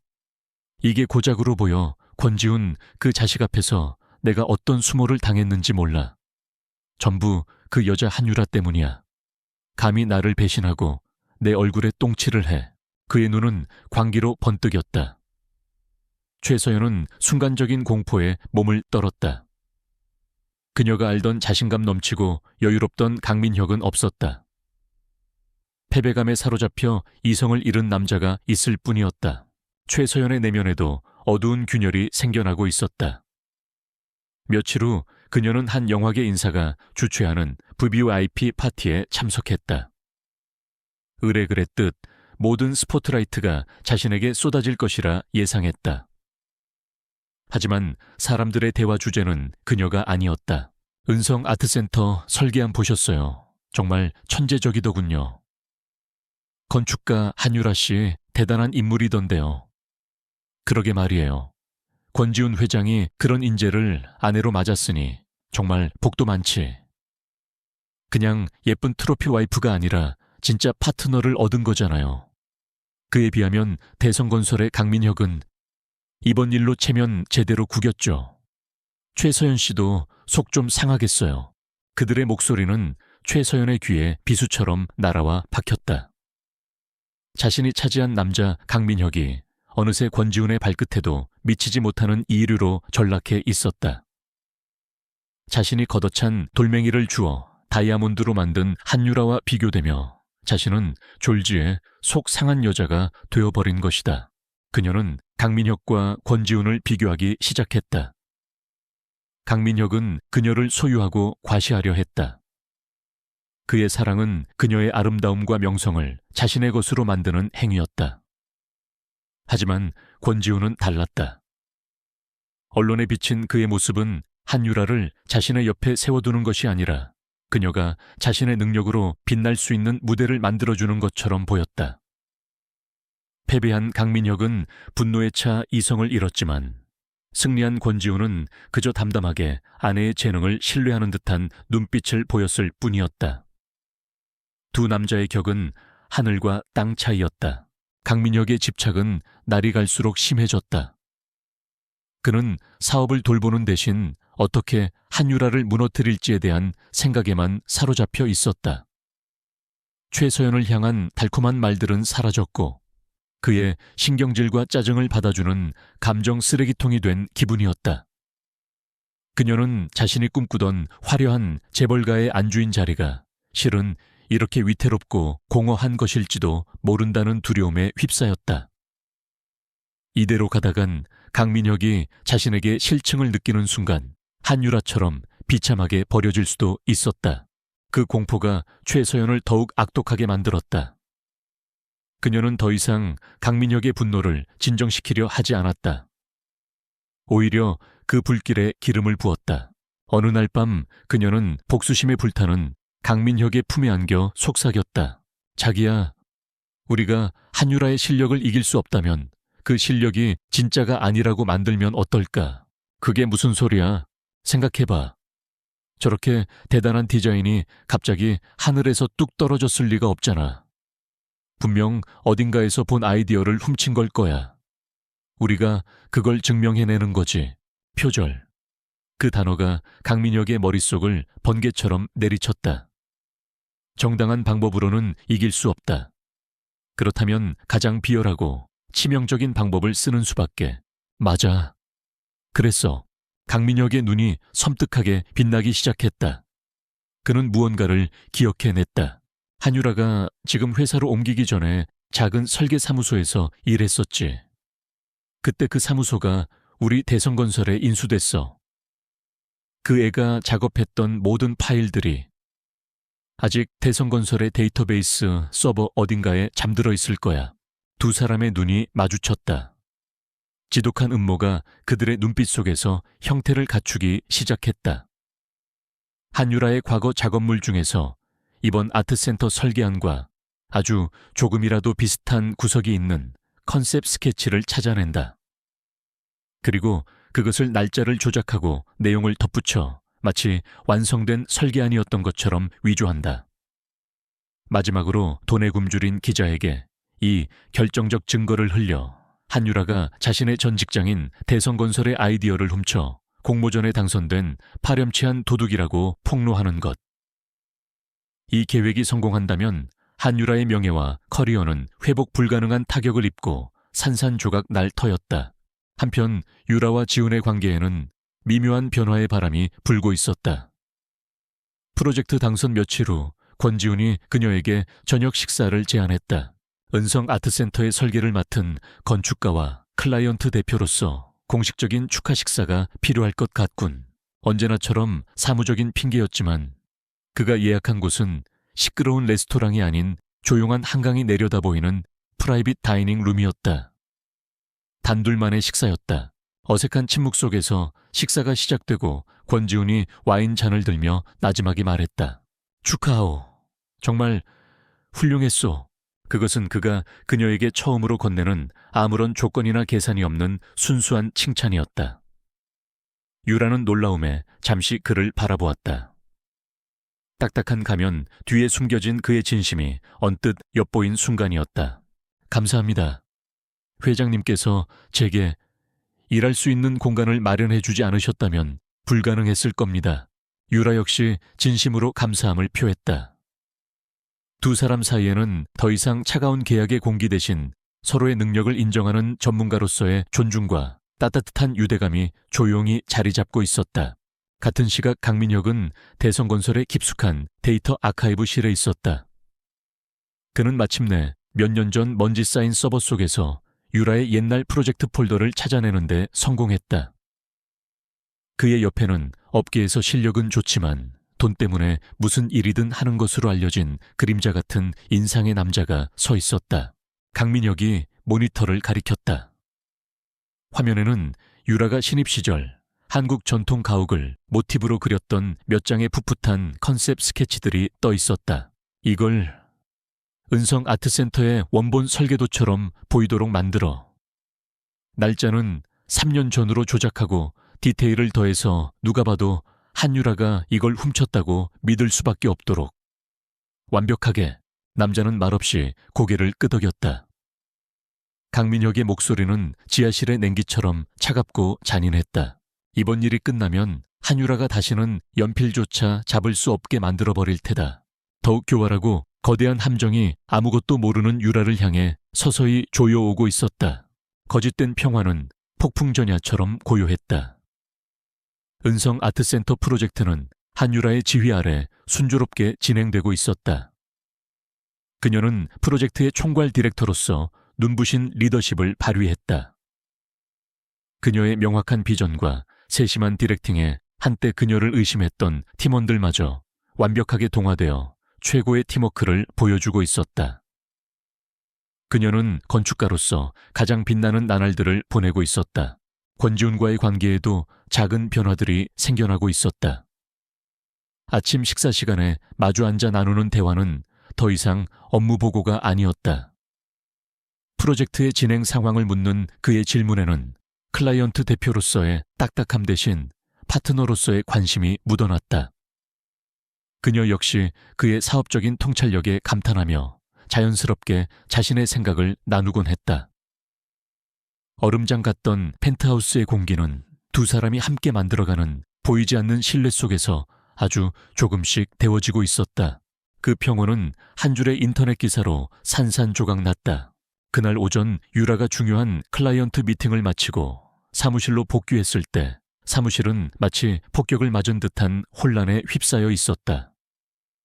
모두가 휴대폰과 모니터에 코를 박고 있었고 그녀를 발견하자 경악과 동정이 뒤섞인 눈빛으로 바라보았다.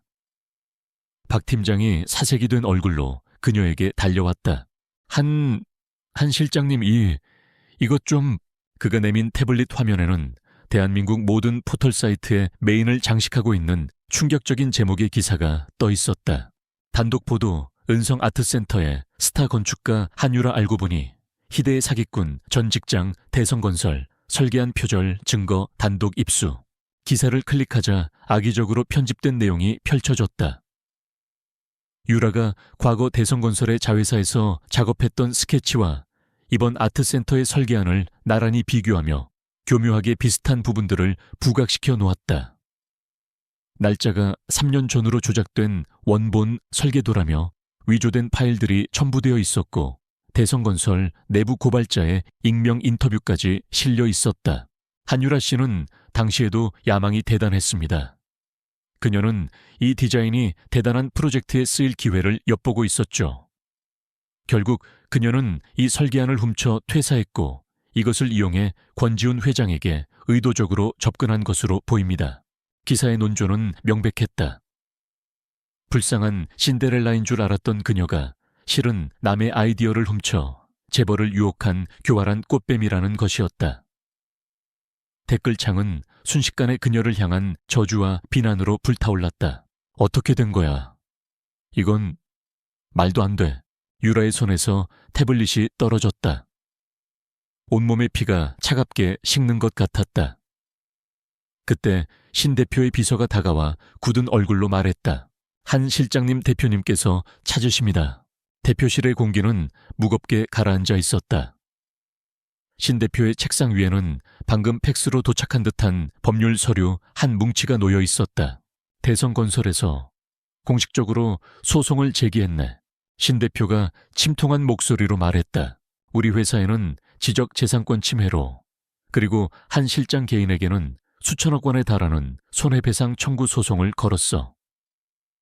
지금 회사 전환은 불이 나고 있고 다른 클라이언트들의 항의도 빗발치고 있네. 그는 차마 유라의 눈을 마주치지 못하고 고개를 숙였다.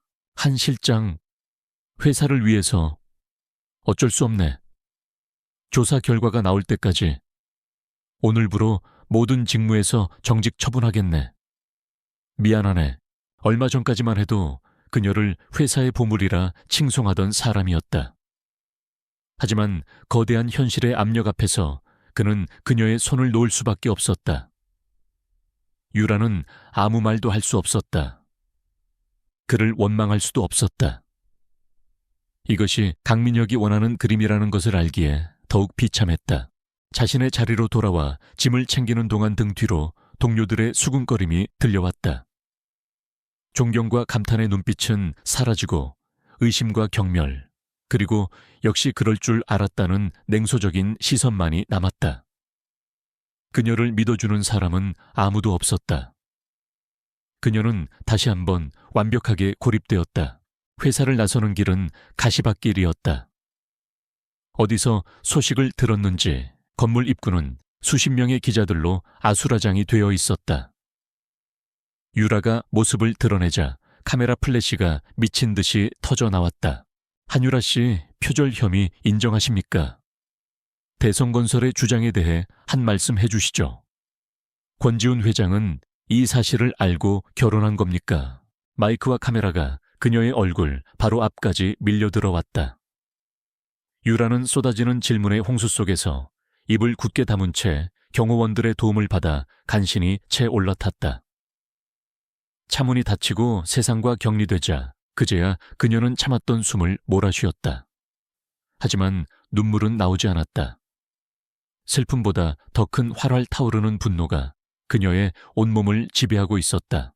그녀는 차 안에서 휴대폰으로 자신을 향해 쏟아지는 기사들을 다시 한번 확인했다. 자신의 풋풋했던 신입 시절의 아이디어가 어떻게 괴물처럼 추악하게 변질되어 자신을 공격하는 무기가 되었는지를 똑똑히 보았다. 강민혁과 최서연의 얼굴이 떠올랐다. 그들의 비웃음 소리가 귓게 울리는 듯했다. 펜트하우스는 여느 때보다 더 넓고 공허하게 느껴졌다. 서울의 화려한 야경이 통유리창 너머로 펼쳐져 있었지만 그 빛은 그녀를 위로하는 대신 나락으로 떨어진 그녀의 처지를 조롱하는 듯했다. 그녀는 소파에 쓰러지듯 몸을 기댔다. 지난 몇 달간 필사적으로 쌓아 올렸던 모든 것이 단 몇 시간 만에 먼지처럼 사라져 버렸다. 절망감이 거대한 파도처럼 그녀를 덮쳐왔다. 얼마나 지났을까? 그녀는 천천히 몸을 일으켰다. 이대로 무너질 수는 없었다. 이것은 강민혁이 파놓은 함정이었고 여기서 포기하는 것은 그에게 완벽한 승리를 안겨주는 꼴이었다. 그녀는 건축가였다. 복잡하게 얽힌 문제의 본질을 파악하고 논리적으로 해체하여 해결책을 찾는 것이 그녀의 일이었다. 그녀는 자신의 서재로 향했다. 그리고 미친 듯이 자료를 찾기 시작했다. 조작된 증거 속의 허점을 찾아내야 했다. 그들이 변형시킨 자신의 옛 스케치와 이번 아트센터의 설계안을 나란히 펼쳐놓고 밤을 새워 비교 분석했다. 그들의 거짓말을 깨뜨릴 수 있는 결정적인 단서를 찾아야만 했다. 시간이 얼마나 흘렀는지도 모를 무렵 현관문이 열리는 소리가 들렸다. 권지훈이 돌아온 것이다. 유라는 마른 침을 삼켰다. 이 스캔들은 자신뿐만 아니라 은성그룹과 그의 명예에도 직접적인 타격을 입혔다. 그는 과연 자신을 믿어줄까? 아니면 계약 조항에 따라 자신을 손절해버릴까? 권지훈은 서재로 들어왔다. 그는 평소처럼 완벽한 모습이었지만 그의 얼굴에는 평소보다 더 깊은 그늘이 드리워져 있었다.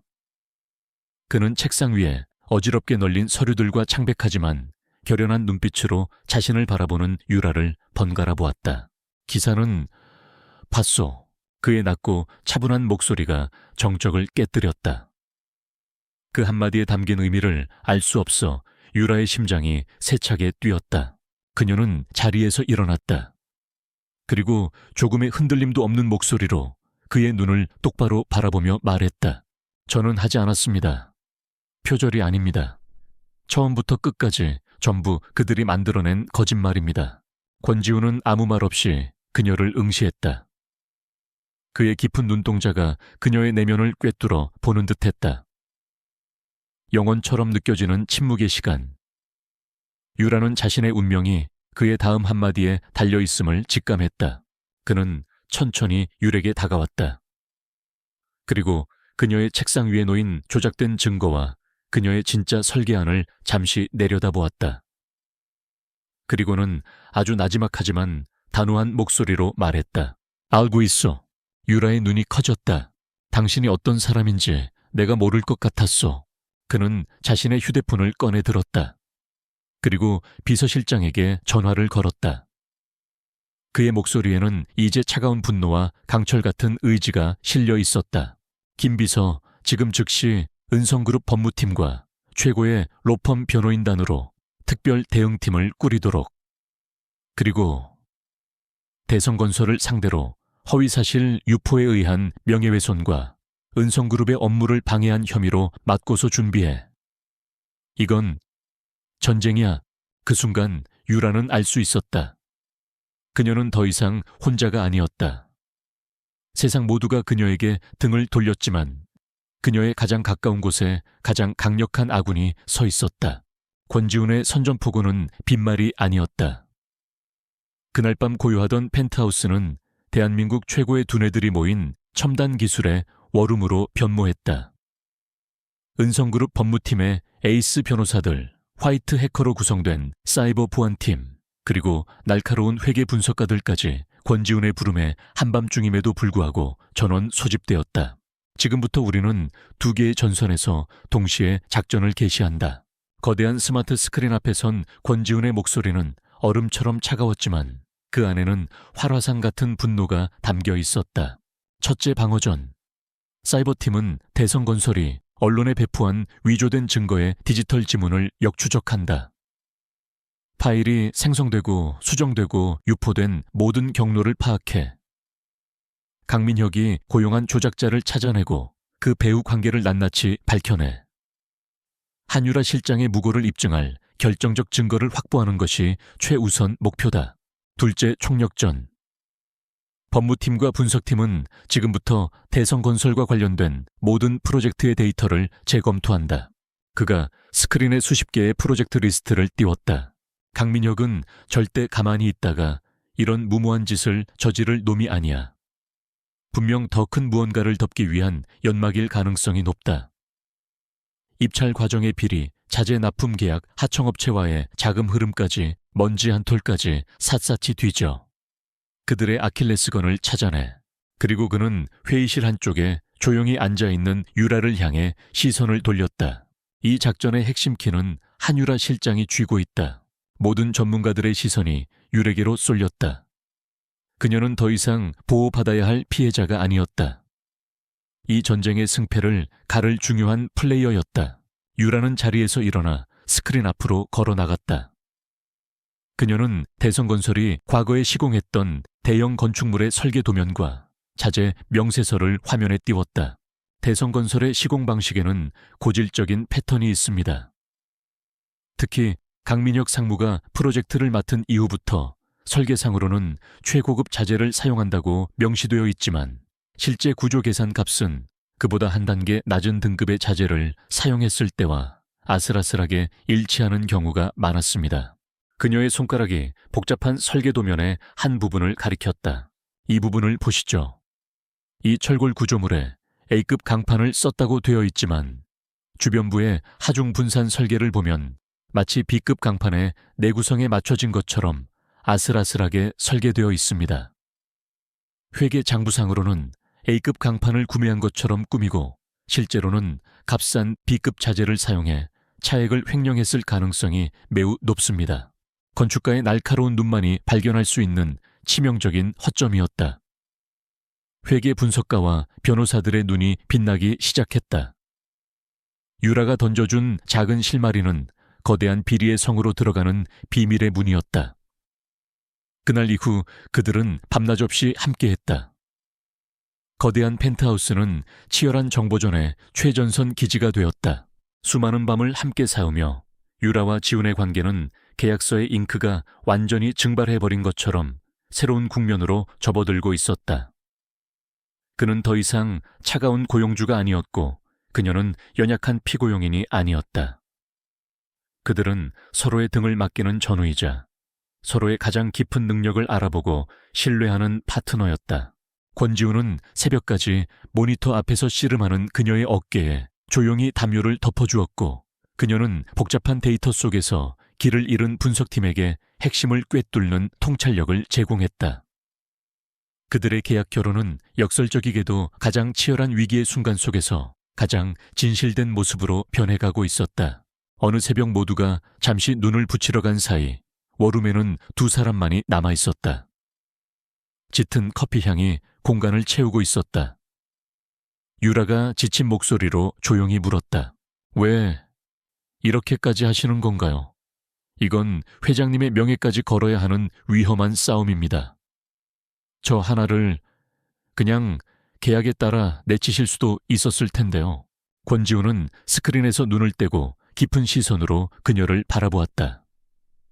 그의 눈빛은 언제나처럼 고요했지만 그 깊은 곳에서는 뜨거운 무언가가 일렁이고 있었다. 과거에 나도 믿었던 사람에게 모든 걸 빼앗길 뻔한 적이 있었소. 그가 처음으로 자신의 이야기를 꺼냈다. 그때 깨달았지. 세상에서 가장 비열한 짓은 한 사람의 진심과 열정을 거짓으로 짓밟는 것이라는 걸. 그는 유에게 한 걸음 다가왔다.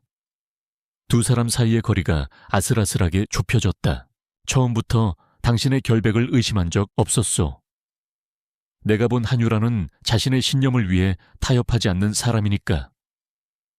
이건 더 이상 은성그룹의 명예를 위한 싸움이 아니야. 그의 차가운 가면이 완전히 부서져 내리고 있었다. 그 자리에는 한 남자의 진심이 드러나고 있었다. 이건 내 사람을 건드린 놈들을 향한 나의 전쟁이요. 나의 사람. 그 한마디가 유라의 심장에 거대한 파문은 일으켰다. 강민혁에게 버림받은 이후 굳게 닫아두었던 그녀의 마음의 빗장이 소리 없이 풀려내리고 있었다. 눈물이 그녀의 뺨을 타고 흘러내렸다. 그것은 슬픔의 눈물이 아닌 깊은 안도와 감동의 눈물이었다. 권지우는 조심스러운 손길로 그녀의 눈물을 닦아주었다. 그의 차가운 손끝이 그녀의 뺨에 닿는 순간 강렬한 전율이 흘렀다. 내게 이 계약은 아주 오래전에 의미를 잃었소. 그의 고백에 유라 역시 자신의 마음을 인정할 수밖에 없었다. 이 차갑고 이성적인 남자를 어느새 자신도 모르게 믿고 의지하고 있었다는 것을, 그들의 감정이 서로에게 닿은 바로 그 순간 워룸의 문이 벌컥 열렸다. 사이버 보안팀장이 흥분을 감추지 못하는 얼굴로 뛰어 들어왔다. 회장님 찾았습니다. 결정적 증거입니다. 그가 모니터에 띄운 것은 강민혁이 고용한 디지털 조작자의 개인 클라우드 서버 내용이었다. 그 안에는 강민혁의 비서로부터 거액을 송금받은 내역과 함께 유라의 원본 스케치를 조작하는 과정이 담긴 작업 파일들이 고스란히 남아있었다. 파일에 찍힌 타임스탬프는 모든 작업이 불과 몇 주 전에 이루어졌음을 명백히 증명하고 있었다. 유라의 누명을 벗겨줄 스모킹 건이었다. 거의 동시에 다른 쪽에서도 거대한 성과가 터져 나왔다. 회장님, 이쪽도입니다.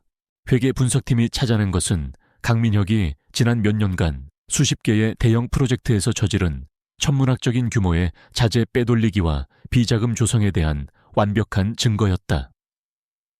유라의 예측대로 그는 최고급 자재를 쓰는 것처럼 장부를 조작하고 실제로는 안전기준을 겨우 통과하는 값싼 자재들로 시공하여 막대한 차액을 챙겨왔다. 그 중에는 아파트, 학교, 심지어 다리 같은 공공건축물까지 포함되어 있었다. 이것은 단순한 기업 비리를 넘어 수많은 시민들의 안전을 담보로 한 최악의 범죄였다. 모든 증거가 그들의 손안에 들어왔다. 유라의 결백을 입증할 증거, 그리고 강민혁의 모든 것을 파멸시킬 증거. 권지우는 책상 위에 펼쳐진 증거들을 내려다보았다. 그의 얼굴에는 이제 그 어떤 감정도 남아있지 않았다. 폭풍 전의 고요함 사냥 직전의 포식자와 같은 서늘함만이 감돌았다. 그가 유라를 돌아보며 말했다. 그의 목소리는 그 어느 때보다 차갑고 결연했다. 강민혁은 당신의 커리어를 망치고 싶어 했지. 우리는 그의 세상 전체를 무너뜨릴 거요. 복수의 칼날은 이제 완벽하게 벼려졌다. 남은 것은 적의 심장을 향해 내리꽂는 일뿐이었다. 심판의 날 대성건설의 분기별 주주총회가 열리는 강당은 미묘한 긴장감과 기대감으로 가득 차 있었다. 단상 위에 선 강민혁은 승리자의 여유를 만끽하고 있었다.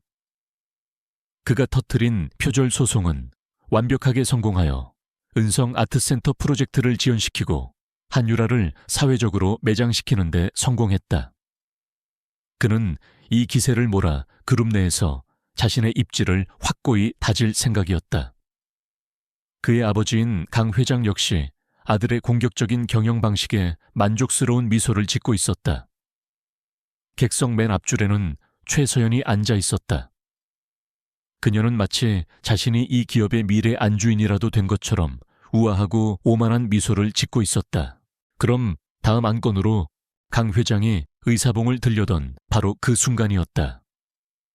굳게 닫혀있던 강당의 육중한 문이 양쪽으로 활짝 열렸다. 모든 사람들의 시선이 입구로 쏠렸다. 그곳에는 권지훈과 한유라가 서 있었다. 초대받지 않은 손님들의 등장이었다. 장내 경호원들이 급히 그들을 막아서려 했지만 권지훈의 조용하지만 압도적인 기세에 누구도 감히 다가서지 못했다. 그는 자신의 법무팀을 대동한 채 마치 무인의 땅을 걷듯 침착하고 당당하게 단상을 향해 걸어왔다. 이게 무슨 무례한 짓인가? 강 회장이 호통을 쳤다. 하지만 권지훈은 눈 하나 깜짝하지 않고 강 회장과 이사회를 향해 정중히 고개를 숙였다. 강 회장님, 그리고 주주 여러분, 소란을 피울 생각은 없습니다. 저는 은성그룹의 권지훈입니다. 오늘 저는 이 회사의 미래와 여러분이 신임하는 강민혁 상무의 진실성에 관한 중대한 정보를 공유하기 위해 이 자리에 섰습니다. 그의 차분한 선언에 장내는 술렁였다.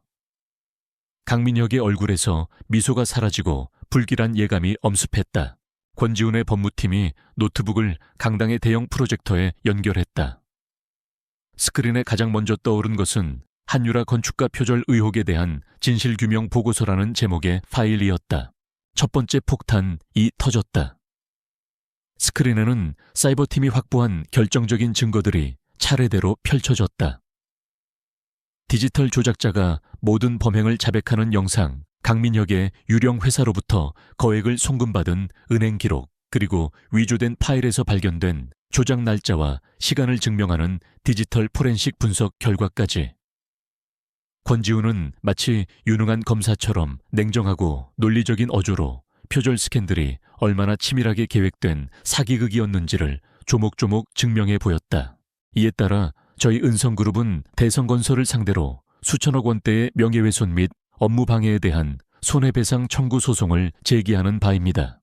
강당은 충격과 경악의 아수라장으로 변했다. 강민혁의 얼굴은 종잇장처럼 하얗게 질렸다. 최서연의 화려한 미소는 얼굴 위에서 산산조각 나 얼어붙었다. 한유라는 권지훈의 옆에 조용히 서 있었다. 그녀의 얼굴에는 어떠한 감정도 드러나지 않았지만 그 침묵은 그 어떤 웅변보다도 강력한 그녀의 결백을 증명하고 있었다. 어제의 피의자가 오늘의 고발자가 되어 돌아온 순간이었다. 강민혁과 강 회장이 충격에서 채 벗어나기도 전에 권지훈은 다음 단계로 넘어갔다. 그의 목소리는 이제 칼날처럼 날카로워져 있었다.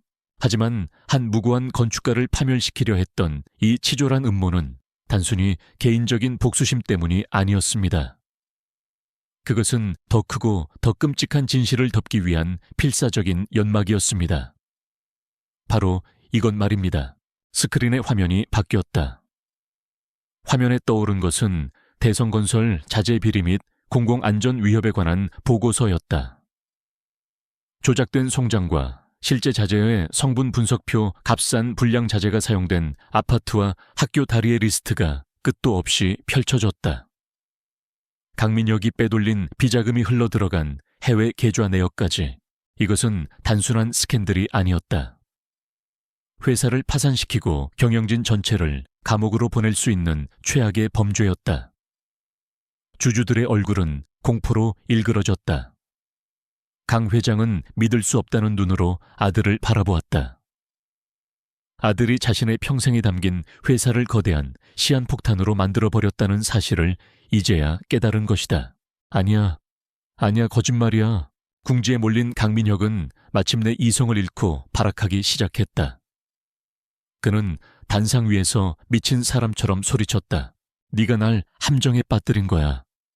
전부 네가 조작한 거라고. 권지훈. 그의 히스테릭한 부정은 오히려 그의 유죄를 더욱 명백하게 만들 뿐이었다. 침몰하는 배를 가장 먼저 눈치챈 것은 최서연이었다. 그녀는 갑자기 비명을 지르며 쓰러지는 신용을 하거나 눈물을 흘리며 저는 아무것도 몰랐어요 라고 외치며 자신은 관련이 없다고 발버둥 쳤다. 하지만 권지훈의 법무팀이 다음 화면으로 띄운 그녀가 이혜진과 음모를 꾸미는 내용이 담긴 메시지 기록은 그녀를 완벽한 공범으로 낙인 찍었다. 기자들의 카메라 플래시가 한때는 선망의 대상이었던 그녀의 비참한 몰락을 무자비하게 담아내고 있었다. 바로 그 순간 강당의 문이 다시 한번 열렸다. 이번에 들어온 것은 금융범죄 수사팀의 검사와 수사관들이었다. 권지훈이 주주총회가 열리기 전 모든 증거를 검찰에 넘긴 것이었다. 수사관들이 성큼성큼 단상으로 걸어 올라와 차가운 수갑을 꺼내 들었다. 강민혁 씨, 특정 경제범죄, 가중처벌 등에 관한 법률 위반 사기 및 업무상 배임, 건축법 위반 등의 혐의로 당신을 체포합니다. 안 돼. 이거 난 아니야. 강민혁은 수갑이 채워진 채 끝까지 발악하며 끌려나갔다. 그의 아버지 강 회장은 그 자리에 주저앉아 망연자실한 표정으로 아들의 마지막 모습을 지켜볼 뿐이었다. 한순간에 모든 것을 잃어버린 노인의 등은 한없이 초라해 보였다. 권지훈과 한유라는 대성건설의 폐허를 뒤로하고 강당을 빠져나왔다. 건물 밖에서 기다리고 있던 기자들이 벌떼처럼 그들에게 몰려들었다. 하지만 이번에 쏟아지는 플래시 세례는 더 이상 고통스럽지 않았다. 세상의 모든 의심은 사라지고 진실이 그 자리를 대신하고 있었다. 권지훈은 그 자리에서 잠시 걸음을 멈추고 유라의 어깨를 감싸 안았다. 오늘부로 한유라 실장은 은성 아트센터 프로젝트의 총괄 디렉터로 복귀하며 저희 은성그룹은 그녀의 결백과 재능을 끝까지 지지하고 지원할 것입니다. 한 기자가 유라에게 마이크를 내밀었다. 한유라 씨, 지금 심정이 어떠십니까? 유라는 카메라를 피하지 않았다. 그녀는 흔들림 없는 맑은 목소리로, 그러나 그 안에 강철 같은 힘을 담아 말했다. 진실은 언제나 가장 밝은 곳으로 향하는 법이니까요. 그녀는 말을 마친 뒤 옆에 서 있는 권지훈을 바라보았다. 그는 아무 말 없이 그녀의 손을 단단히 잡아주었다. 수많은 카메라 앞에서 이루어진 그 어떤 말보다도 확실한 공개적인 선언이었다. 계약으로 시작되었던 두 사람의 손은 이제 진실된 믿음과 애정으로 굳게 얽혀 있었다. 두 사람은 함께 심판의 날을 뒤로하고 그들 자신의 미래를 향해 걸어 나갔다. 심판의 날이 지나간 후 서울에는 거대한 후폭풍이 몰아쳤다. 세상은 모든 것을 제자리로 돌려놓으려는 듯 무섭고도 정확하게 움직였다. 한때 대한민국 건설업계의 제왕이었던 대성그룹은 뿌리부터 흔들렸다. 강민혁의 범죄는 그룹 전체의 신뢰도를 나락으로 떨어뜨렸고 주가는 연일 폭락했다. 결국 강 회장은 모든 직위에서 물러나며 대국민 사과를 했고 대성건설은 채권단의 관리에 들어가는 신세가 되었다. 강민혁은 법의 엄중한 심판을 받았다. 천문학적인 규모의 사기 횡령 그리고 수많은 시민들의 안전을 위협한 죄목으로 15년이라는 중형을 선고받았다. 그의 오만했던 젊음은 차가운 감옥 안에서 썩어갈 운명에 처해졌다. 한때 최고의 스타였던 최서연의 몰락은 더욱 비참했다. 위증과 음모 공모 혐의로 집행유예를 선고받았지만 대중의 마음은 그녀에게서 완전히 돌아섰다. 모든 방송사와 광고주들이 그녀에게 등을 돌렸고 그녀의 이름 앞에는 국민 밉상이라는 불명예스러운 꼬리표가 붙었다. 길을 걸으면 쏟아지는 경멸의 시선과 손가락질 속에서 그녀는 자신이 그토록 경멸했던 한유라보다 더 깊은 나락으로 떨어졌음을 깨달아야만 했다. 반면 한유라의 이름 앞에는 불사조, 천재 건축가라는 찬사가 따라 붙었다. 진실이 밝혀진 후 그녀를 향했던 비난은 고스란히 동정과 응원으로 바뀌었다. 그녀가 설계한 은성 아트센터는 착공에 들어가기도 전에 대한민국 건축계의 희망이자 자부심으로 떠올랐다. 각종 언론과 매체에서 쇼온 인터뷰 요청이 쇄도했지만 그녀는 조용히 자신의 일에만 집중했다. 사건이 어느 정도 정리된 후 가온 건축의 신 대표가 직접 유라를 찾아왔다. 그는 깊이 고개를 숙이며 그녀에게 사과했다. 한 실장 아니, 한 디렉터. 정말 면목이 없네. 자네를 믿어주지 못하고 내치려고 했던 나를 용서하게. 부디 회사로 돌아와 주게. 자네에게 우리 회사 파트너 이사직을 제안하겠네. 자네가 우리 회사를 이끌어주게. 그것은 건축가로서 오를 수 있는 최고의 자리 중 하나였다. 불과 몇 달 전의 자신이었다면 꿈도 꾸지 못할 파격적인 제안이었다. 하지만 유라는 이제 다른 꿈을 꾸고 있었다. 대표님의 마음은 정말 감사하지만 사양하겠습니다. 그녀는 부드럽지만 단호하게 거절했다. 저는 이제 저만의 건축을 하고 싶어졌습니다. 누군가의 밑에서가 아니라 제 이름과 철학을 걸고 처음부터 끝까지 제가 책임질 수 있는 그런 건물을 짓고 싶습니다. 그녀의 눈빛은 그 어느 때보다 단단하고 자신감으로 차 있었다. 신 대표는 아쉬워하면서도 더 이상 한 회사의 틀 안에 가둬둘 수 없는 인재라는 것을 인정하며 그녀의 새로운 출발을 응원해 주었다. 그날 밤 펜트하우스는 유난히 고요했다. 유라는 자신의 서재에서 낡은 서류 봉투 하나를 꺼내 들었다. 그 안에는 1년 전 그녀의 인생을 송두리째 바꿔놓았던 혼인 계약서가 들어있었다. 그녀는 계약서를 들고 서재에서 일을 하고 있는 권지훈에게 다가갔다. 회장님, 어느새 두 사람 사이에서는 사라진 호칭이었지만 그녀는 일부러 그렇게 불렀다. 권지훈이 서류에서 눈을 떼고 그녀를 바라보았다. 이제 우리 계약에 대해 이야기할 때가 된 것 같습니다. 그녀가 계약서를 그의 책상 위에 올려놓았다. 계약서의 목적은 모두 달성되었다. 그는 정략 결혼을 피하고 그룹 내 입지를 굳혔고 그녀는 완벽하게 복수하고 자신의 명예를 되찾았다. 이제 남은 것은 계약 조항에 따라 깔끔하게 이혼 절차를 밟는 것뿐이었다. 권지훈은 아무 말 없이 계약서를 집어들었다. 그는 잠시 그것을 내려다보더니 유라가 예상치 못한 행동을 했다. 그는 계약서를 반으로 그리고 또다시 반으로 형체를 알아볼 수 없을 때까지 갈기갈기 찢어버렸다. 나는 이 계약을 이행할 생각이 없어. 그가 찢어진 종이 조각을 휴지통에 던져버리며 말했다. 보상조항은 턱없이 부족하고 계약 기간은 터무니없이 짧으니 유라가 의아한 눈으로 그를 바라보는 순간 그는 자리에서 일어나 그녀의 앞으로 다가왔다.